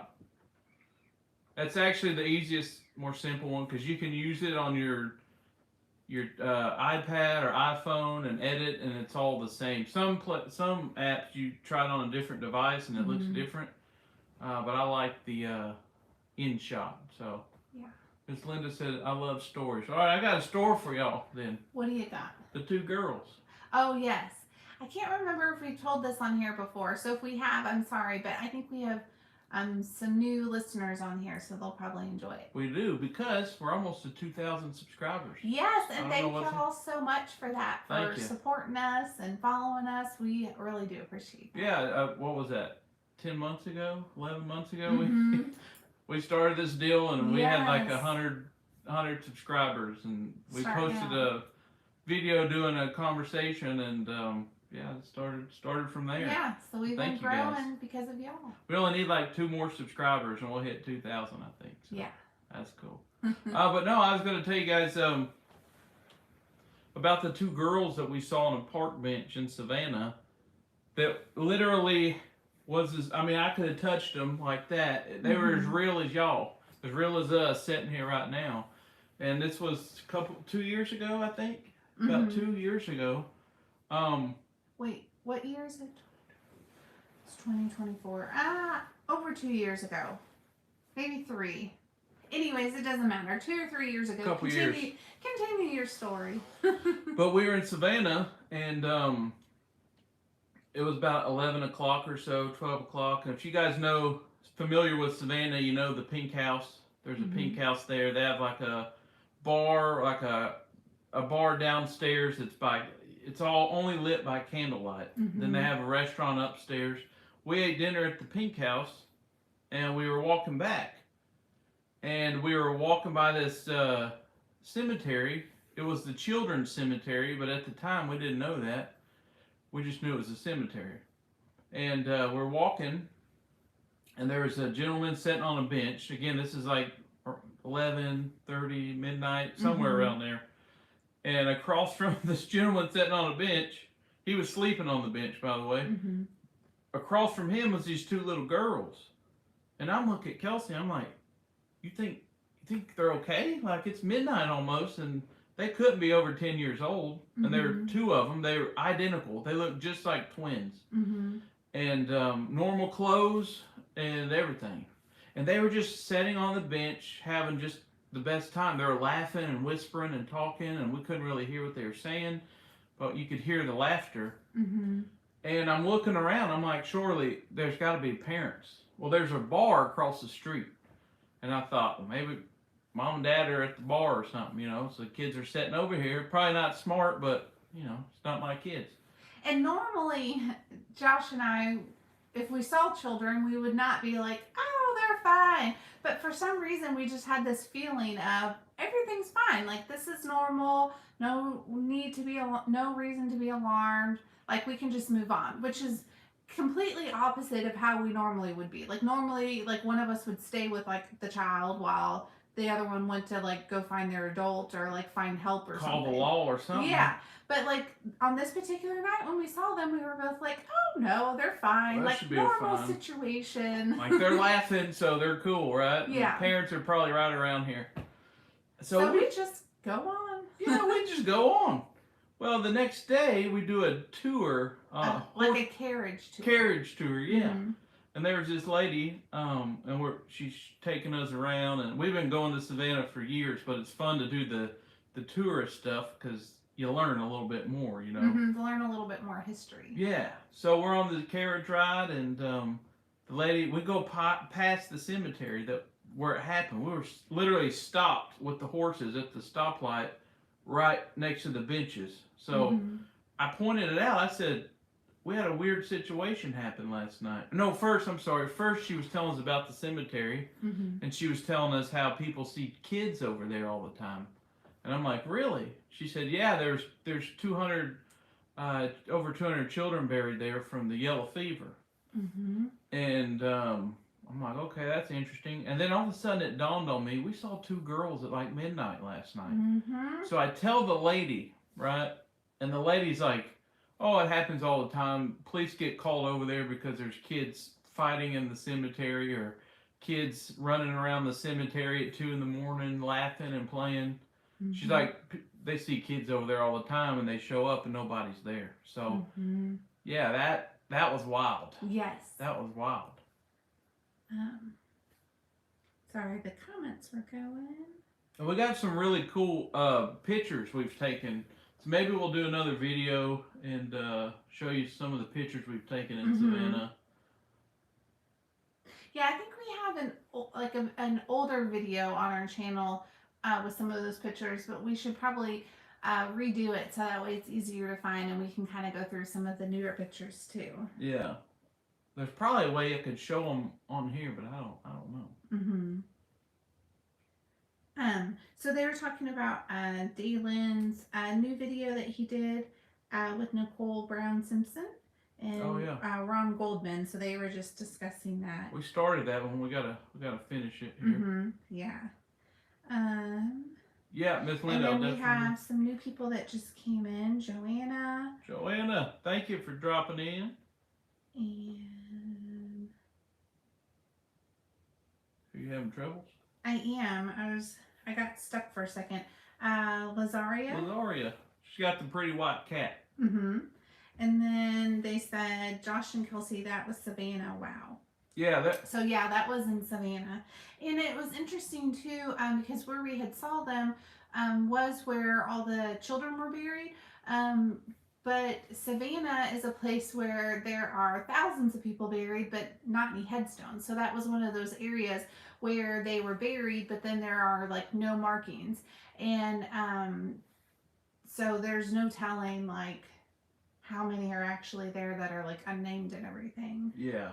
If you guys have been in Savannah, I forget the name of the big cemetery, but if you go to the wall, it's just headstones on the wall. The Colonial Cemetery? Didn't we try to film there and nothing, like our box wouldn't work? Yes, we did. Things like that wouldn't work. We tried to use the balls, the ball that light up, the cat balls, wouldn't work. The spirit box wouldn't work, nothing. Yes, so wild. We had to go to a different area to do some filming, so...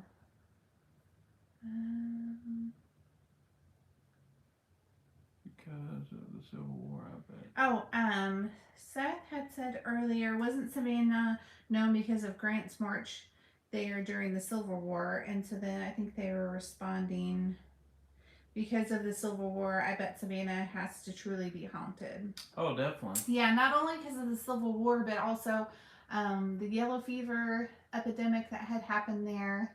Well, and they built those roads right over bodies. Yes. So Couldn't move them. because Savannah originally started off pretty small, and they always built the cemeteries outside city limits. So then, as Savannah grew and they expanded the streets, instead of moving the graves, they just took out the headstones and then built streets and buildings on top of them. So a lot of the buildings that are currently there, most of them have bodies underneath them. Yeah. So. Yeah, it's sad, and that's happened. That's common in several states. Mm-hmm. I know St. Augustine had some of the same thing. I think Charleston, Mobile. Mm-hmm. They had something similar in Louisville. I know that in the downtown area, where they had ended up building roads over bodies because they weren't something to do with digging them up. Mm-hmm. Oh no, wait, Josh and Kelsey. My Siri doesn't listen to me, right? So I will type. Yeah, the same thing happens to Josh. Oh. Sometimes he'll have her text me, and then I'll just text him back a bunch of question marks because I have no idea what it was supposed to say because she doesn't hear Josh correctly. Y'all, I've got myself in trouble with that auto talk deal. I don't know what it is, but she just don't get me right. But she'll say bad words, and I didn't even say a bad word. Mm-hmm. Let's see. So they say Savannah is one of the most haunted cities in the world. The cemetery I went to in Kentucky was very haunted. Karen, what cemetery was that? I'm just curious. And then Happy I'm not the only. Kara had said definitely, Linda, the unmarked graves or graves that have stones just have numbers. Talking about Savannah, I believe. Oh yeah. And then Minzy said, "I'm happy I'm not the only one, Josh." About the translation. Yeah. Yeah, it's a pain. And then Karen had said the City of the Dead. Is that the one that's the Paducah one? Paducah. That was mentioned We haven't earlier. been to that cemetery. I have to look that up. Yeah. Been to Paducah though. We like Paducah. Mm-hmm. It's a little ways away from us. We're more central, south central area, and that's far west. So. Mm-hmm. Yeah. We have a old asylum outside of Detroit that there's a big field and there's over 7,000 bodies and they're only marked by numbers. So sad. Yeah, that is sad. That's really sad. Mm-hmm. We went to was it a Pottersfield? Mm-hmm. Where the unknown people buried there. We almost did a conversation in one, y'all. And we could not do it. Well, I felt really kind of nauseous feeling inside. Sick. Like I couldn't. It was just felt like I couldn't like make a decision, or my face was like on fire. It was just a very weird feeling. So we left that alone. Yes. So yeah. That was the same video, if you guys remember, that's been with us from the beginning.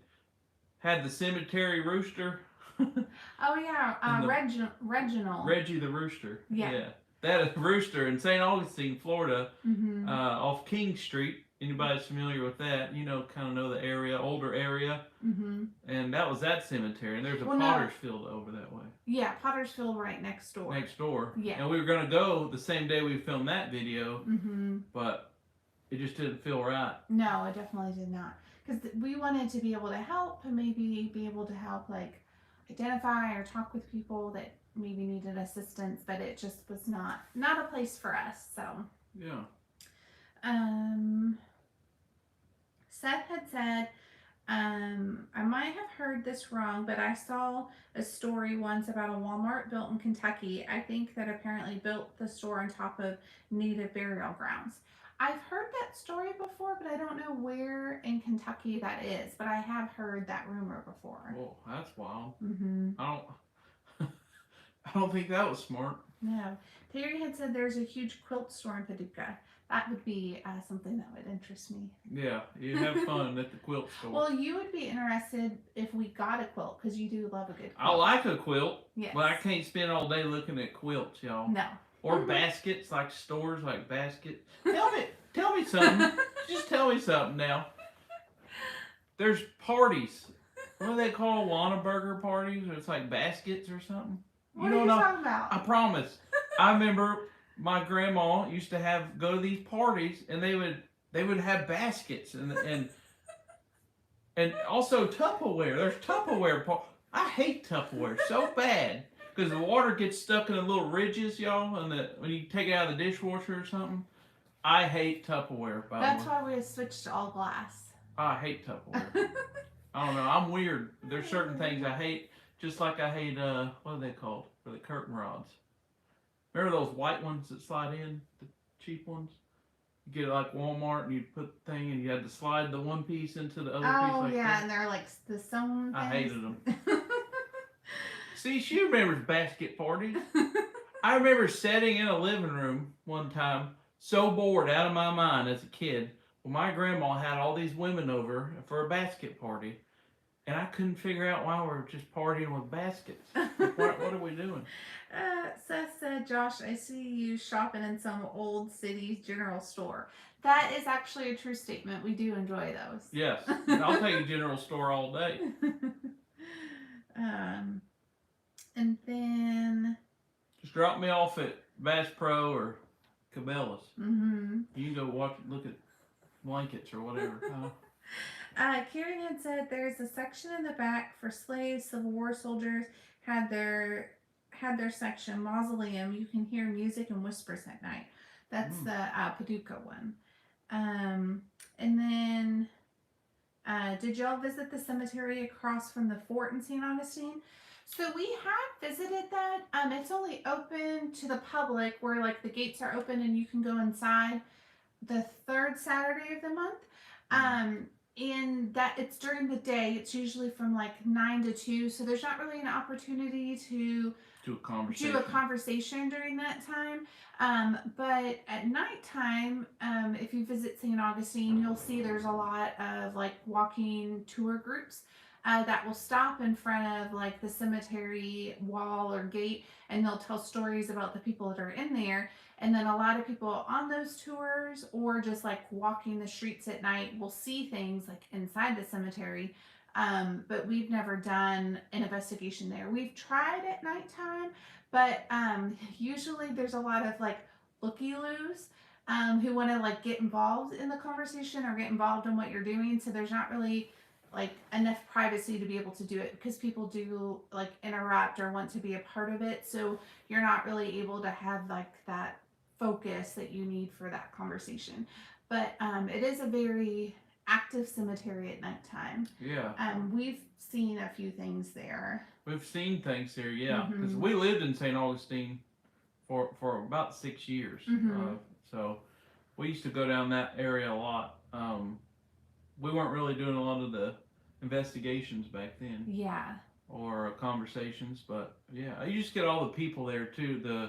The tourist groups, and you hear the story. If you sat at one of those cemeteries and listen to these walking ghost tours, their story will change just a little bit every time, and it drives me crazy. So we just don't hang out there. Let's see. Lazaria said we are so close to 2,000 subscribers. Yes, ma'am, we are. I was saying that earlier. It's taken us a long time. For some reason, once we hit 1,900, it seemed like it took forever to get to 2,000. Yes. Now, if you guys have seen our views, I don't know what's been going on, but they were doing really good up until about a month ago, and then something happened where we got really good videos that only have like 500 views, 500 something views. I'm like, that's strange. I don't know what's going on with YouTube, but something's going on. But at least y'all support us, so we really appreciate that. Yeah, we're blessed for that. Yes. And we're slowly making it. It just takes long. We'll hit like, 1999, and then it'll go back down to 1996, and then 98, and then 97. It's just back and forth, but I think we're going to be there soon. Yes. George asked, would you guys ever visit a pet cemetery? If there are any, I'm told that when you pass, you're reunited with your pet. Sure hope it's true. I miss my pets so much. We've thought about doing that. Yeah, we've had on our video before, we have had a dog come through. Twice. Yeah. Twice. So I think it would be interesting, and I also think it'd be interesting to maybe do a conversation. As you know, Kentucky's a big horse state, so it'd be interesting to maybe do something with that. Yeah, yeah, we've thought about doing something with maybe like a racehorse cemetery or something like that. Mm-hmm. Um, Let's see. definitely, Kathleen. And then, sorry, I'm catching up here. We had already talked about the Tupperware, and then they had mentioned the Pampered Chef parties are great if you're just starting out. Yes, Pampered Chef is one of my favorite. I still have Pampered Chef items from when we first got married, so I will definitely endorse that. What's that? What's a Pampered Chef? You know our spatulas, like our good white ones. That's Pampered Chef. Oh. And then like the pizza stone. Oh, the one the little lost tools. or something? The one that got hit in the hurricane? Yeah. So that sort of stuff is Pampered Chef. Seth said he worked for Bass Pro about 7 or 8 years ago. George said, I've asked St. Francis to take care of all pets till we meet again. Minzy said, general store, they say down in South. Also, my cousins would say, let's go get a soda or Coca-Cola. And then Seth said, yes, in the South, everything's known as Coke. Yeah, that's very true. Because you say, I want a Coke, and then a lot of times people say, well, what kind? yeah. I just had that when we were in when we were in Oregon. I kept saying Coke, and then I said, what kind of Coke do y'all got? And she's like, well, we got regular Coke, Diet Coke. We might have cherry Coke, and I'm like, oh crap! I'm sorry. And then I ordered tea out there, and that was the worst decision.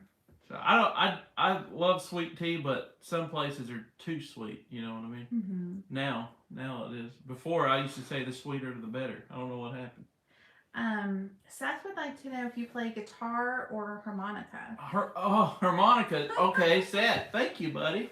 I think it might be a sign from the heavens above because I've been wanting a harmonica and I want to learn how to play it.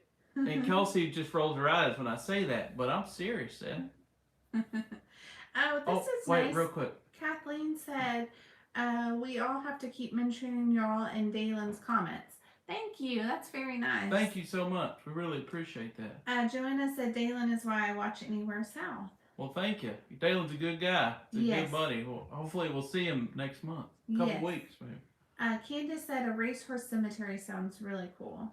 Yeah, we were told there's one in the area, or in the state. So we thought about doing that. We were going to do it probably 6 months ago, and it didn't feel right then, to be honest with you. But I've noticed as the more we've been doing things, the more comfortable we feel about doing different types of like conversations or investigations. So, yeah, we'll definitely check into that one. What thought did I interrupt? Because you said real quick and then I cut you off. I'm stuck on Bass Pro. Seth said he he worked at Bass Pro. And I thought the best Bass Pro I've ever been to is in the state of Oklahoma, in Broken Arrow, Oklahoma. That's the best Bass Pro I've ever been to. So I don't know if he worked there or not, but yeah. Isn't Bass Pro from Missouri? Is that right? Headquartered in Springfield, Missouri, I think. Yeah, and they have like a big lake and everything there, like a lodge, and I think. Yeah, or in the Ozarks or something. It's like a whole experience. Yeah. Mincy said, I was born in Tennessee and moved when I was 5 and visited down south every year, like a whole summer, because my mom and dad have family in South, some Virginia, Kentucky, so it's a lot of traveling. That's a lot of good states to travel to. Mincy, come on and let us know. We'll take you to supper. How about that? Yes. You got to make it back to the South. Yes. Where you at now? Are you like way far away? Are you near? Well, that was nice. Lazaria said, I try to mention viewers who need a shift fix to check out Anywhere South, C-Fan, Spirit Box, Tiffany, Lorraine while they wait for video to air. That's very nice. Yeah, thank you. We really appreciate that. Yes. Thank you. And then Seth said, there is cemeteries in Kentucky where old derby horses are laid to rest. Josh and Kelsey, I looked it up one night when I was bored. I know there are a bunch in like the Versailles, Lexington area, because there are a lot. That's where a lot of the horse farms are in that Woodford County area. Midway and all that area. Yeah. Yeah, and then the Kentucky Horse Museum. That area has a lot, which is off of 65. So there's definitely quite a few. Yeah, So. definitely. We have some ideas for different types of conversations. Hey, one thing I'll run it by what we were talking about, kind of the murder mystery. Yeah. Thing. We thought about since Halloween time's coming up, the fall and all that. We thought about going to and doing just videos for like a month, 2 months maybe, just doing talking to different murder victims, and also maybe going to places like we read about a place where they say a mysterious fog appears at a certain area in the road. And it's a husband or a wife looking for a husband. Every night this happens, and I guess she went outside, got hit or something. Yeah. So we thought about trying to do kind of debunking things, or just kind of doing that. Yeah. I don't know. So if y'all would like those type of videos coming up, just let us know, and we'll look into doing more of that kind. Yeah. Checking some of that stuff out. Because again, we do try to do videos where it's just not us talking to people that passed. We really like having like a reason. Like, okay, this person was murdered. Now let's see if they're in peace, and if there's something they want to say, or if this person really does wander this street. Why? Like, how can we help you a little bit, or is there something? Can we pray for you? Those type of things, and then learn more about it. So yeah, I don't know. I think that would be cool. Yeah. We kind of do some of that already, but. Yeah. It would be cool finding out the truth. Yeah. Yeah. Nothing could be done. It would be awesome. Yeah, for sure. I would love to talk to unsolved cases, like cold cases. I would love to do that. I just don't know. Problem is nothing can be done if you do, right? Yes. You could have all the evidence in the world, but Yeah. it won't hold up in court. Let's see. So they said that would be awesome. And then Seth did say in Broken Arrow, that's the Bass Pro he worked at. Yep. And that's then, good. Where did it go? Candace said, Minzy is my mom. We live in Cleveland, Ohio. Oh. So Candace and Minzy are related. Well, That's pretty That's neat. awesome. Mom and daughter. Yeah. I love it. Thank you. And then, Cleveland, Ohio. That's where the Football Hall of Fame is, I think. oh. I think. I'm pretty sure. They said that would be cool, finding out the truths. So Mary Ellen can help along with your prayers. Yes. Definitely. And then Seth said, y'all make me feel I could sit on y'all's front porch listening to Josh regale his stories, Kelsey giggling sweetly, Josh then playing the harmonica, drinking cold glasses of sweet tea. Hey. Oh, that sounds like a good night. That's a good day right there, Seth. Yes. I just got to learn how to play the harmonica first, okay? Yes. And I would say you need a rocking chair. That's a moment where you need a rocking chair. Yeah, I need a rocking chair. Yes. Like at Cracker Barrel. Yes. Lazaria said cold case type to add in would be nice, but you don't need to make it an hour, 1.5 hours long. Oh, don't worry. We will not. I got to edit all that. I don't want a 1.5 hour video. Let's see. No, I really try to. I like just doing like a 20-minute video. Kind of to the point. Some people like or get fancy with the editing and do it like all this, but I feel like a conversation like what we're doing or what Dalen does and all that, I feel like just back to the basics. It's simple, it's to the point, it's clear, and that way you can really hear what they have to say. My main focus is listening over and over and over again to the words and making sure I get it right. Because I want to show them respect and not put some garbage on the screen, and I want you guys that are listening at home to hear exactly what I heard. So, there's no way that or anybody can get things confused. Yes. I think it's more respectful that way. And then Tammy just came in. George said, I fished Kentucky Lake. It's beautiful out there. Didn't do well in fishing, but really didn't know the lake but enjoy just being there. It's a beautiful Kentucky Lake is by the what word am I looking for? The lands. Yeah. Yeah, you know what I mean. And then Candace did say yes, Hall of Fame and Rock and Roll Hall of Fame are there in Ohio. Rock and roll and that. I'd love to go see those. And then Seth said yes, rocking chairs are essential. And Linda agreed. Yeah. Candace said there's a pretty cool cemetery here, Lakeview Cemetery. Several famous people are buried here. If we ever come to Cleveland, we have to meet Candace and Miss Minnie. Minzy. Yeah. We gotta meet mom and daughter. We Yes. got to. Karen said, I've heard that the prison in Lexington, Kentucky had funny business going on in the old days with African American men. Oh yeah, I would probably guarantee that a few places around here had stuff like that going on. Oh, that's all over the South. But yeah, there's some stories out there for sure. Mm-hmm. Unfortunately. So. Karen said it'd be cool to research that and see where they're buried. Lexington does have it's actually called African American Cemetery. Oh, we number went 2. We went there. I believe it's on Dalen's channel. It was talk to the Mr. Oliver Lewis. Yeah, Oliver Lewis, the first. Not only was he the first Kentucky Derby winner, he was also the first African American Derby winner. Mm-hmm. We talked to him, and he was at a cemetery.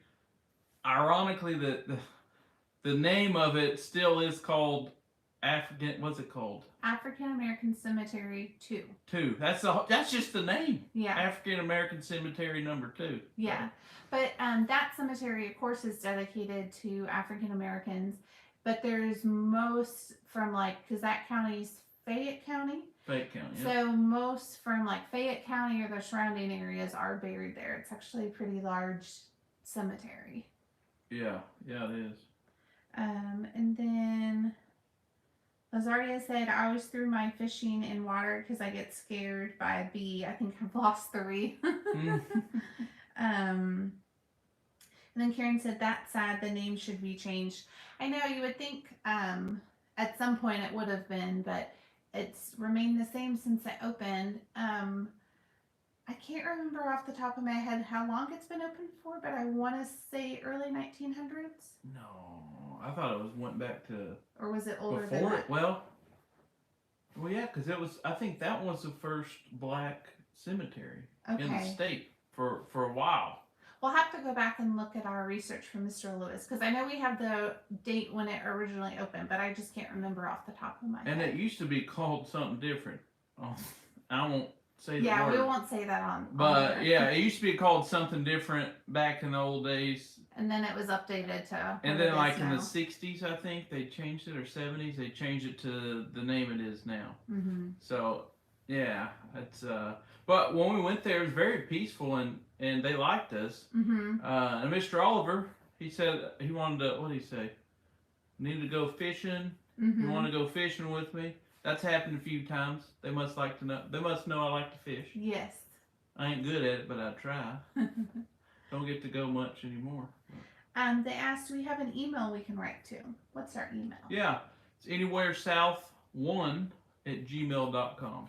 Say it one more time. That is anywheresouth1@gmail.com. I feel like I'm a QVC commercial. It's the hat, Josh. I know that. Well, somebody asked me why I always wear a Bass Pro or Cabela's hat, and the main reason is because I cut my hair really, really short, and I get sunburnt, and it's hard nowadays finding a full hat that doesn't have the netting, like the mesh. Mm-hmm. A full hat that's not flat brim. You know what I mean? Straight across. I'm not a fan of the straight flat, so it just don't look good on me. So that's why I go with the Bass Pro one or Cabela's one, because it's covered. But I have a lot of hats, y'all. A lot of hats. Not as many hats as she does purses, but that's a different story for a different day. I think I only have, I can count the number of purses I have on one hand. Your hats we cannot count on one hand. One hand? Yes, one hand. How many fingers you got on that one 5. hand? That's a lie. You got 5. There's only 5. She got 5 purses for one day, y'all. No, don't listen to his lies. So they were saying the times the spirits asked you about fishing, you had the Bass Pro hat on, Magellan shirts too. Oh yeah. And then they put our email in the chat so they have it. And then you should go fishing. You should go fishing. My dad, all cousins would say fishing is relaxing. Oh, I love fishing. We like to fish. They said we should do a spirit box session when we go fishing and see who goes with. Yeah, that's true. Could invite them along. But, you know the secret cemetery we were at. It's in Louisville at the Hobby Lobby parking lot. If you guys remember that video, we've done that one on for Dalen's channel and our channel. Yeah, they were like wanting me to go big time. Why are you hitting me? I'm sorry. Am I in trouble? No. I was in trouble. I'm trying not to laugh over here because I just thought of something. So recently, we were at a cemetery for personal reasons for a family service. And while we were there at the end of service, a car pulls up and they were looking for a fishing tournament that was at the cemetery. Yeah. So there was a fishing tournament at the cemetery, and it was like this big thing that happens a couple times a year. So there is fishing competitions that happen at cemeteries, which I thought was really cool. That's funny. That's funny. Gosh.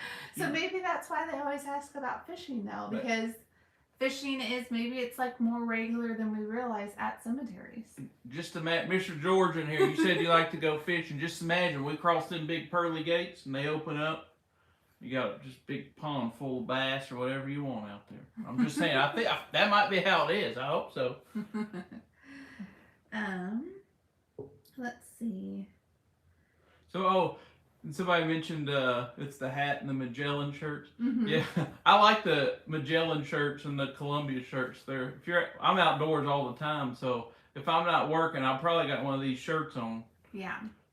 They are nice because you can do anything in them, and if they get wet, they dry easy, and you really get into anything with them. So, Lazaria said, I've seen Dalen and Chris, sea fans, wear theirs backwards. Is that a guy trend?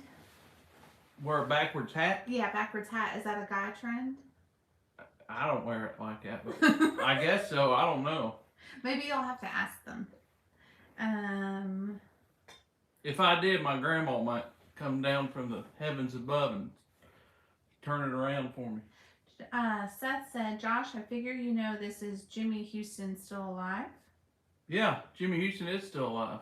I just watched, he's from Oklahoma too. He's from southern Oklahoma. Oh. He's friends with, Pawpaw knew him, my grandpa. I have a grandpa that lives near that area, and he knows Jimmy Houston, or did. I don't know if he does now. Tammy said, Josh and Kelsey, I love how the spirits come through every episode. Love how respectful you two are. Keep up the good work. Love, watch you two. Bless you both. That's very kind. Thank you. Who said that? Miss Tammy. Miss Tammy. Miss Tammy. Is that the same Miss Tammy? No, it's different Miss Tammy. But thank you, Miss Tammy. We really appreciate the kind words. Then they said, they're talking about Sea Fan Spirit Box, which is Chris. Mm-hmm. How they enjoy his too. And they said, I go fishing at the Great Lake, Salt Lake, and I just sit there and never catch a thing. And that was the... Oh, Miss Trisha's line. The Trisha line. Trisha? Yeah, the Trisha line. Oh, I could just sit there too. Now me, I'm somebody that has to be doing something, moving all the time, talking with my hands and everything. But something about when I go fishing, I could just sit there. Or if I'm outdoors, whether it's fishing, hunting, whatever, I just sit there and just listen to the silence, just the peace. It just calms me down, and even if I don't catch it. Well, they say a bad day of fishing is better than a good day at work. Yes, it is. Tara said, my lights are flickering. And then Lazaria said, I'm like, how can they wear it that way when the sun's blinding them in their eyes? If the cap was worn right, it would help block the sun. I agree. Yes. I just never wore my hat. I never did. I don't know why. And then Terry asked, you can catch brine shrimp in the Great Salt Lake. Oh, okay. I did not know that. They had shrimp in the salt. And then Trisha said there's no fish in the Great Salt Lake. It's just salt and baby shrimp. That's really interesting. I didn't know that. That's like, is that near Michigan? Mm-hmm. Great Salt Lake? I assume, but I feel like I'm assuming wrong because I don't know. Tell us where it is just so we can make sure we're thinking of the right Great Lake. And then they're saying that she might have a visitor regarding the flickering lights. We had an uncle that would put a bobber and no hook on his line. No hook. He just said those were the days fishing with bobbers. I still like a bobber. Remember when you were a kid, your dad take you out there?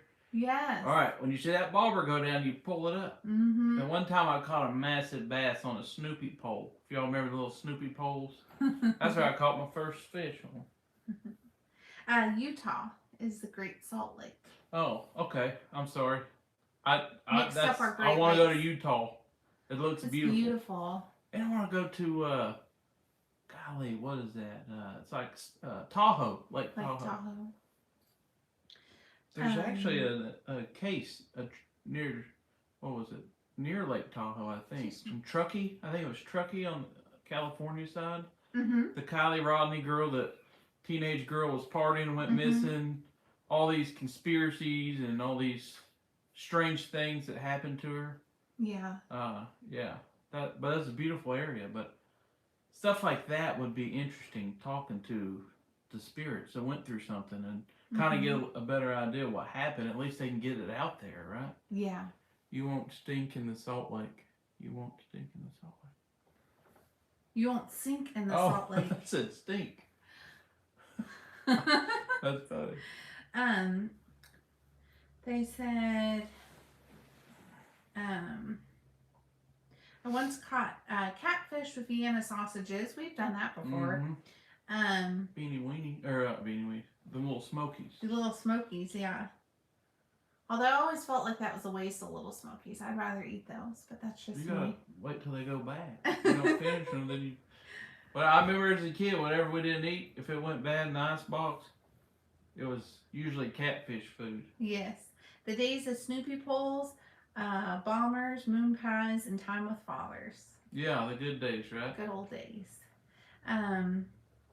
Hate when the hook gets stuck on seaweed when reeling it in. Yeah. Yes. That's Kelsey. No. That's all she's caught is seaweed, y'all. No, I've caught some big ones before. Who bait your hook for you? Me. Me? When did you start baiting your own hook? Do we need to get my father on this video to testify? I've always baited my own. So I've been baiting it for you for no reason? You don't bait my hook for me. I thought I did. He does not, y'all. I can bait my own hook and I can get my own fish. She's dropped a few, y'all. She's dropped a few. Okay, maybe I've dropped a few. Five. But I can bait my own hook. She can bait her own hook. I'm just giving her a hard time. Let's see. What did they say? I would love to hear what you learned from those kind of places. Oh, not bombers, bobbers. Bombers. See? Oh, he's saying, oh, I see what you got. Yeah. I hate when my line keeps going out. My dad would grab the line and tie his coffee cup to it. That's a good one. That is good. Never heard of that. What they say they want to know what? More about what happened? I'd love to hear what you learned from those kind of places, is what Miss Linda said. What kind of, like, fishing spots? Like lakes, Miss Linda? I'm guessing when we were talking about good old days. Let us know, Miss Linda, if you mean the good old days or fishing. Good old days. Oh. Because we were talking about I got you. those up here. She might have told you. She just... I agree, Kelsey. Vienna sausages for the fish, little Smokies for snacks. Yes. You don't even need barbecue sauce for the Smokies. Real quick, can I ask Miss Linda, how'd your tomatoes turn out, Miss Linda? Did you get a bunch of them? Last time she was telling us she had plenty of tomatoes.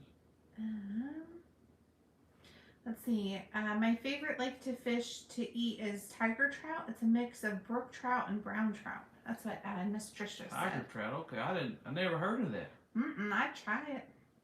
If you ever come to Chicago, fishing in September is good for, what is that? Chinook salmon? Chinook? Chinook. Where's it at? Right here. C-H-I. Oh yeah, Chinook. Yep. Chinook. The biggest one so far was 22 pounds. Oh my goodness. I wound up smoking it, and my friend brought home some homemade red wine. There you go. That sounds good. Linda said the missing, like the girl who drowned in her car. Oh yeah. Oh, when we were talking about from before. Okay, yeah.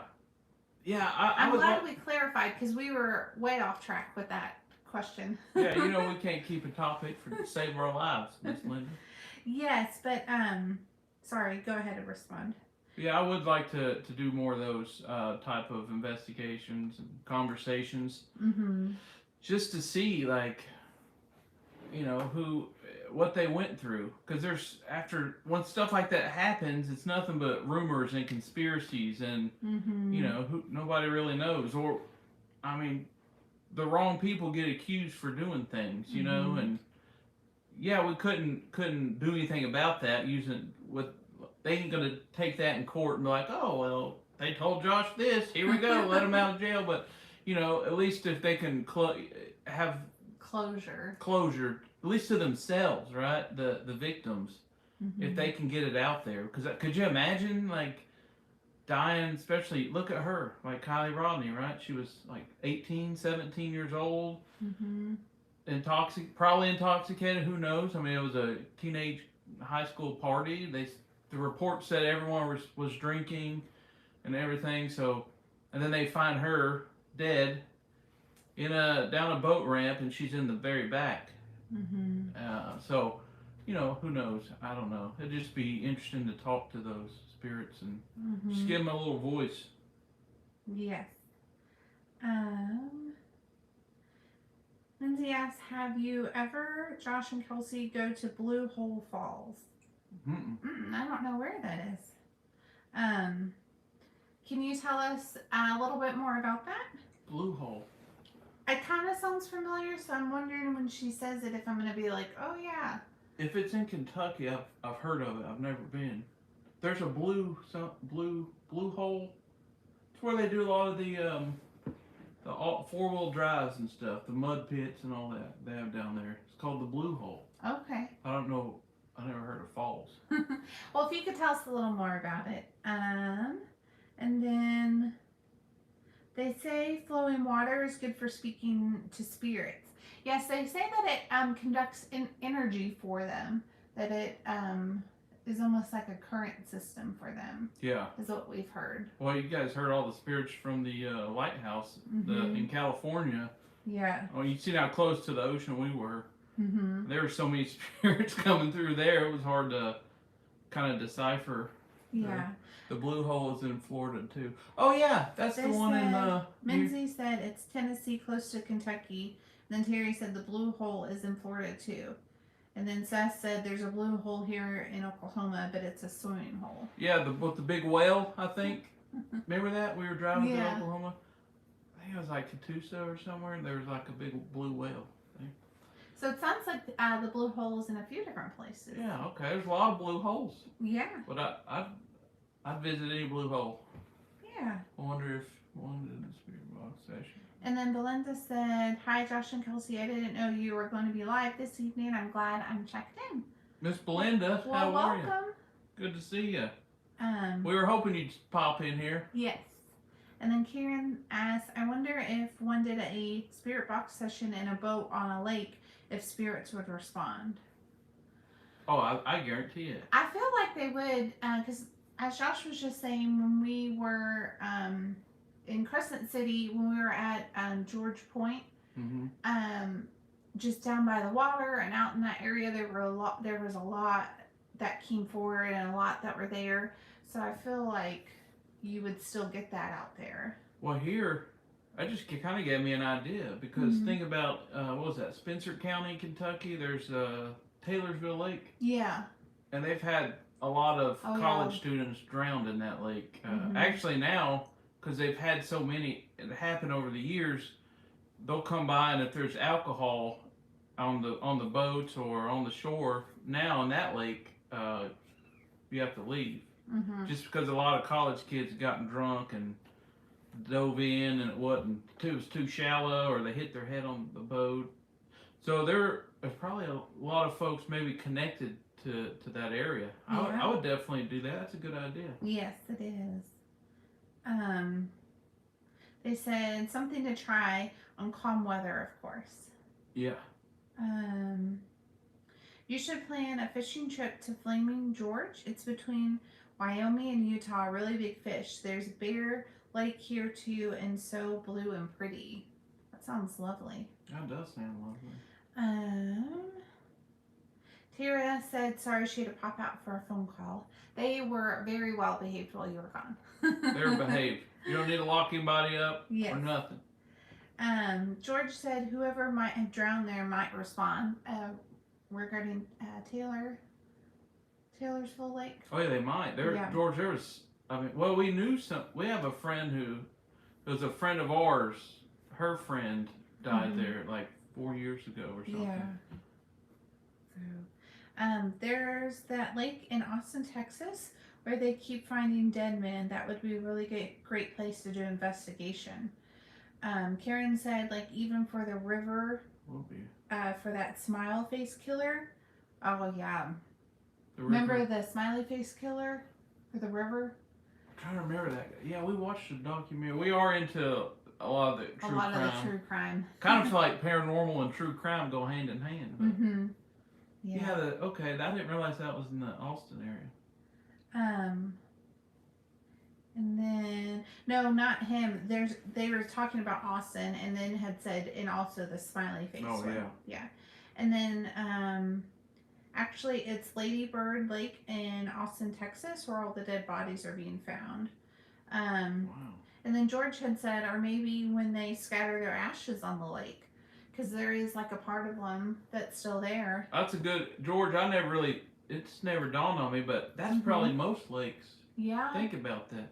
Yeah. Think about Disney World, y'all. And I'm saying this. This sounds crazy, but so many people scatter their loved ones' ashes at Disney World. Mm-hmm. And a lot of people actually do it on Haunted Mansion. There's a lot of blogs and articles out there about that, about cast members who unfortunately find the ashes at the end of the night when they're cleaning up.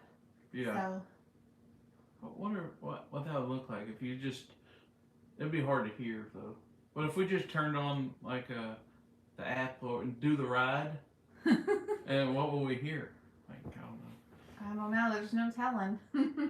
We had passes forever at Disney World passes, but like 2020 we quit because or 2021 because they like tripled the prices for everything. No, we made it through. 21. We made it through 2022. No, it was before your mom passed. Remember? Because we decided to start going to see them more when we go there. Oh yeah, Disney. It was 2021. Yeah. Okay. Sometimes I get my years mixed up. It kind of blends together sometimes. Let's see. So they had said Lady Bird Lake is it. So they clarified for the lake in Austin, and then Karen had said that's why I brought up college students went missing, guys. And then Karen had said my uncle drowned in a lake of the woods. Sorry to hear that, Karen. Karen said it happened many years ago, but it would be cool if we could see if he answers. He already visits me. Where's he? Where's what lake is that at? What state? She say?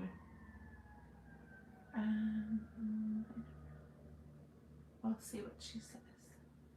And then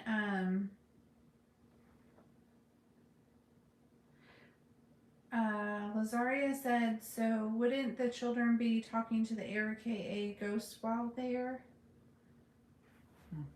Oh, because they're saying like if there are that many like spirits or people there at the lake, then like there could be children there talking to them. Because you know how they say like children sometimes can see better Oh, yeah. than adults. Yeah. Yeah.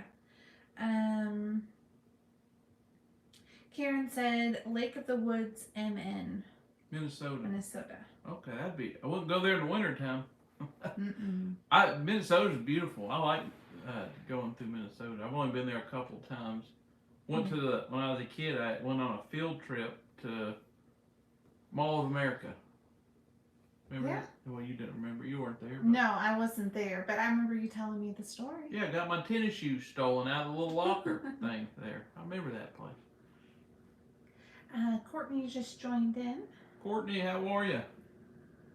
Thanks for joining us. And then Terry said, wait until you're my age, time flies. Regretting when I said I mix up my years sometimes. Who said that? Terry. Oh, Honey Gabriella? Yeah. Well, Miss Terry, I've seen your picture. You don't look a day over 40, okay?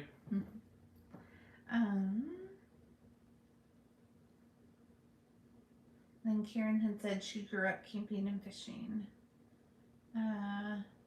They said ice fishing trip in the winter regarding Minnesota. Oh, I mean, yeah. Part of me thinks ice fishing would be fun.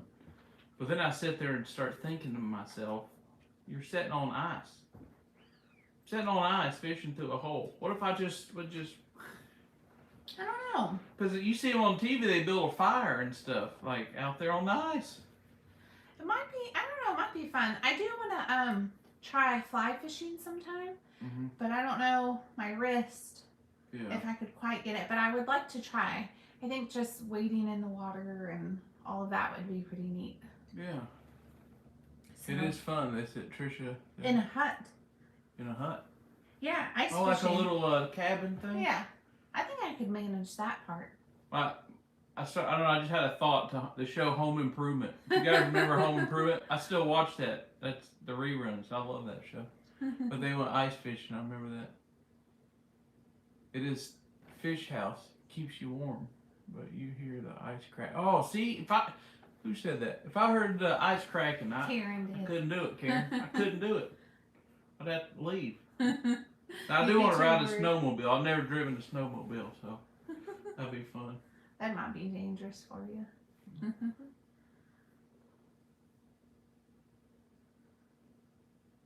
All right. I think we're all caught up with our comments. I think we are. You guys got any questions or anything you want to talk about before we jump off of here? Yes. Hopefully you guys like our lives. We're pretty random. We're going to do more, and actually I wish, what's his name? Blake that's in here usually from Canada. He has an app that he uses. I can't remember the app, but I wanted to try that and the app he uses and maybe try to do more lives because you do get more single answers. The lives with the Spirit Box app we use is great when I'm doing videos because editing I can actually kind of take the background noise out, which does kind of slow it down. You can hear it a little clearer. But doing it live, it's hard because you just get all of them at once, you know? Yeah. Excuse me. That just snuck up on me. I do know that y'all had said during our last live that you would like for us to do more of like the battlefield videos where we had gone live and we just had kind of listened into the box together. So we were thinking that would be great, but to maybe use the app that he uses. So we'll have to send him a message and connect with him since he didn't jump in tonight. Yeah. Let's see. So they said, there's a fly fishing here too. You can float on it another day. Montana is a good fly fishing spot. They love the lives.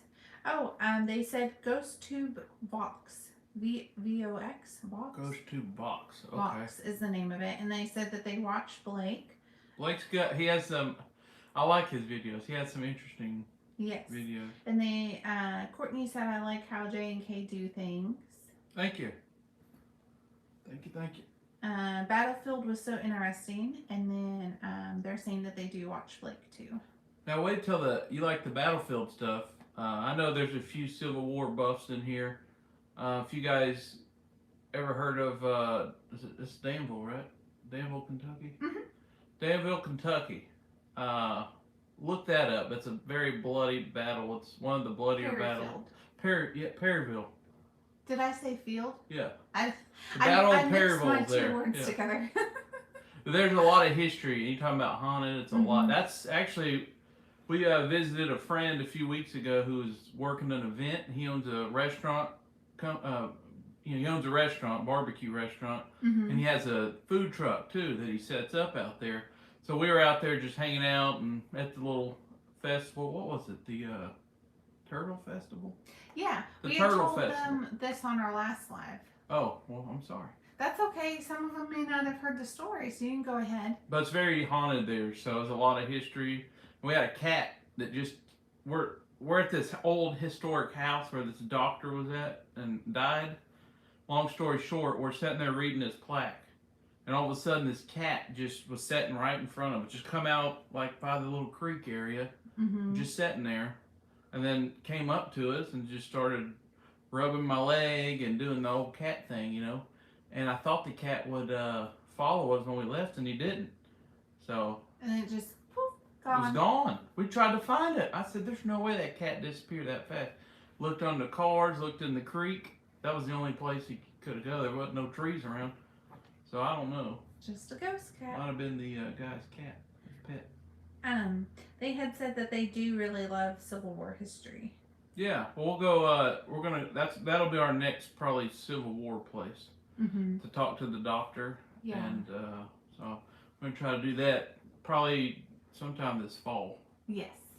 It's a beautiful area in the fall time. Yeah. All right. So, do y'all have any other questions or anything else that you want to talk about before we get going?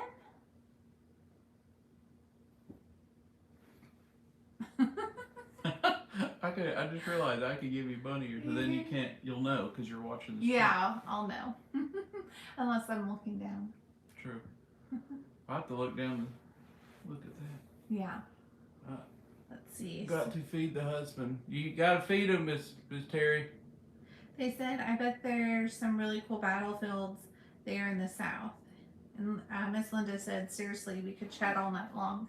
We could. The problem, Miss Linda Kelsey over here, about 9:30, she clocks out. Maybe that's why I let Jan slip out by accident. But I might try to do some when I'm not editing it in the evening at night. I might try to get on here and there and just do some lives like this late at night. I'm a night owl, so. And if it's a Friday or Saturday, I could sit here all night. Stacy said, just came in late, so sorry. Glad to see you're wearing your bend hat. Kelsey, what did you get in Oregon as a little keepsake? I actually got two things. I got a nice long sleeve shirt that says bend on it, and then I got a really beautiful ceramic Christmas ornament that has different scenes from around like Bend in Oregon that was like handcrafted by local artists. So Now, Miss Stacy's she's from Oregon. I can't remember where, but she knows where Ben's at, and she knew this was a Ben hat that I bought this in Ben. Last video, she made a comment. that's I don't know really- how she realized that, because most people around here, they're like, just look at it and they don't know what it means. It's neat that you do. Yeah. Let's see. All those butterflies in your last video, do you think Spirit sent those butterflies? Oh, yes. We've asked them a few different times about birds or butterflies, and they do tell us that they send them as gifts. And so I definitely think in the last video, with the amount that they had, that it was definitely a gift. Well, we was filming today. We had a bunch of butterflies show up. George said, I think a skunk just passed by our house. You can smell it even when the windows are closed. Trisha had asked, do you pray at the cemetery right before or before you leave it too? So we do both. We do pray before we go, and then also like when we're leaving. Yeah. So. Just for protection, and we don't want nothing following us. And we pray when we pray there, we pray for peace over them. So yeah. And let's see. They said there were a couple of times I saw three flutter together. Might have been those three girls. I I know. definitely think so. I think there was significance in the numbers that were together. Yeah, for sure. So It was very peaceful. Oh, I'm sorry. Let's tell them what happened today. What did we see at the cemetery? oh, yes, we do need to tell you. So y'all will see this when the video comes out, but we'll go ahead and give you a sneak peek. Yeah. But we were at the resting community, and we were walking around picking up trash, and I saw something out of my corner of my eye, and I looked, and it was this beautiful little fawn. And Josh is on the other side of the community, so I'm like, She's like making motions. I'm bent down and I'm making motions because I'm not wanting to scare the fawn. And then all of a sudden Josh sees me and I'm doing one of these numbers. I'm thinking she thinks there's a snake or something, but she's not yelling, and so she didn't want to disturb something. I'm like, is there a snake or something over there? I don't know what she wants. Then all of a sudden, this little head pops out next to this headstone. There was a big headstone there, and there's a little fawn just eating grass. Looks at Kelsey, then turns around, looks at me. Yeah. Eats a little longer, and then just lays down and just watches us pick up trash. Yeah, and she was there the whole time. We picked up trash. We had a couple of conversations. So we were there most of the afternoon, and she just sat close to us and watched us. I mean, I think in the shade. In the shade. At one point, we got probably about 10 feet from her, and she was not scared, was not spooked, was just a happy, content little fawn. She was so sweet. Yeah. So I felt like that was a gift today. Yeah, it was definitely a gift for sure. Yes. Definitely made my heart smile to see her out there. Yeah, and then we were leaving and we were walking to the car, and I had a thought. There's a child there that was only 4 days old. Mm-hmm. And that was one of the first interactions that we had there. And his name is David. Well, David, we put a pinwheel at mm-hmm. his headstone. And I guess the mower people tore it up and all that, so we put another one down. And I was looking to check on it to see if it was still there. And all of a sudden I had a thought like, oh, I need to check up on David. And as soon as I thought that, a cardinal lands right on his headstone. Mm-hmm. And then he stopped spinning his pinwheel. And I said, hey, buddy, how are you? Can you spin it up for me? And it started moving. And then I told him to stop it if he wants me to come over and talk to him, and he stopped it. So then Kelsey and I went and talked to him. Yeah. That was pretty neat. Yeah. So, it was a neat afternoon in the resting community this afternoon. And then little Thomas got a new pinwheel too. Yes. So, at this resting community, I will say the lawn care people are not too caring. They are a little reckless in their mowing and weed whacking. They kind of butcher a lot of flowers and pinwheels and all sorts of things. So we do a lot of cleanup and replacement there because they're not always the most careful in their work. No, I ain't. So, what else did they say? They said, I have loved butterflies when I was a little girl, lilac trees or bushes. They said, everything has a meaning. I think that's true. The signs are everywhere. That's really special. Pinwheels for the win. Yes, pinwheels are great to have. That's like the best tool to communicate with. I think. Minzy said pinwheels are getting very popular now with communicating with the spirits.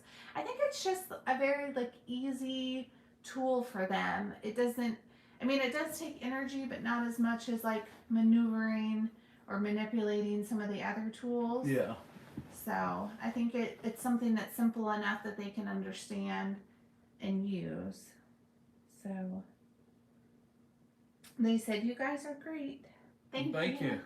Thank you so much. It was a hot one out there today, but yes. We was out there probably 4 hours, mm-hmm. 5 hours. Yeah. Just cleaning up and then doing some filming, some conversations mm-hmm. and all that. So yeah. Yeah. Noticed. Oh, there was one lady who, ever since we started going there filming, there was a lady who had passed away probably a year ago. And her husband's there all the time. We're there. We see him there almost every time. Yeah. And which is kind of like watching him, it kind of it's a little sad because he looks at the trees and he's talking to her and stuff, and we always stay away, but he always waves at us.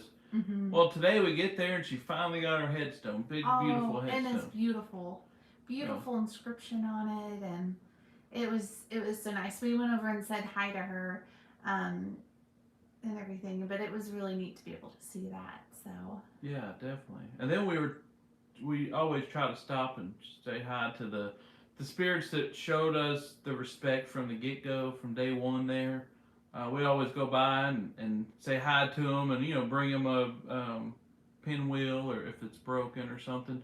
We're over there today speaking to Jessie, is her name, and she has a butterfly on her thing. mm-hmm. And all of a sudden we just said, hey, how are you? And just saying hi. And a butterfly looks just like the butterfly statue her family put on the ground. And it lands right next to her picture. Yeah, it just flattened out against the picture on her headstone. It was really neat. So Kelsey said, did you bring us a gift? Is this your gift to us? And she spread her wings out like that. Mm-hmm. That was wild. That Yeah. was wild. So yeah. Yeah. We got a lot of behind the scenes stuff happen. Yes, it was a active afternoon. So. Yeah. Well, guys, I think we're gonna go ahead and head on out of here. Yes. Thanks for stopping in. Sorry. Yes. And sorry that this went for so long. It looks like we've been on here for quite a while. So thank you all so much for hanging out with us on this Saturday night, and we really enjoyed talking with all of y'all and answering all your questions. Yeah, thank you so much. And thanks for all the love you show us. Hey, Miss Belinda. Good night, Josh and Kelsey. I enjoyed the rest of your week. Oh, you too. And I wrote you back in an email, Miss Belinda, so check it out if you get a chance. Yes. All right. Well, thank y'all so much. Yes. And we do have a video coming out Thursday, so yes. we'll gonna try to go live as much as we can. We do end up traveling a lot, working a lot, but we're trying to be better about the lives. And it might be some lives where it's just me, just depending on where I'm at or what I'm doing. So yeah. All right. Well, thank y'all and good night. All right, night y'all. Have a good weekend. Oh, hang on. I gotta get out of here.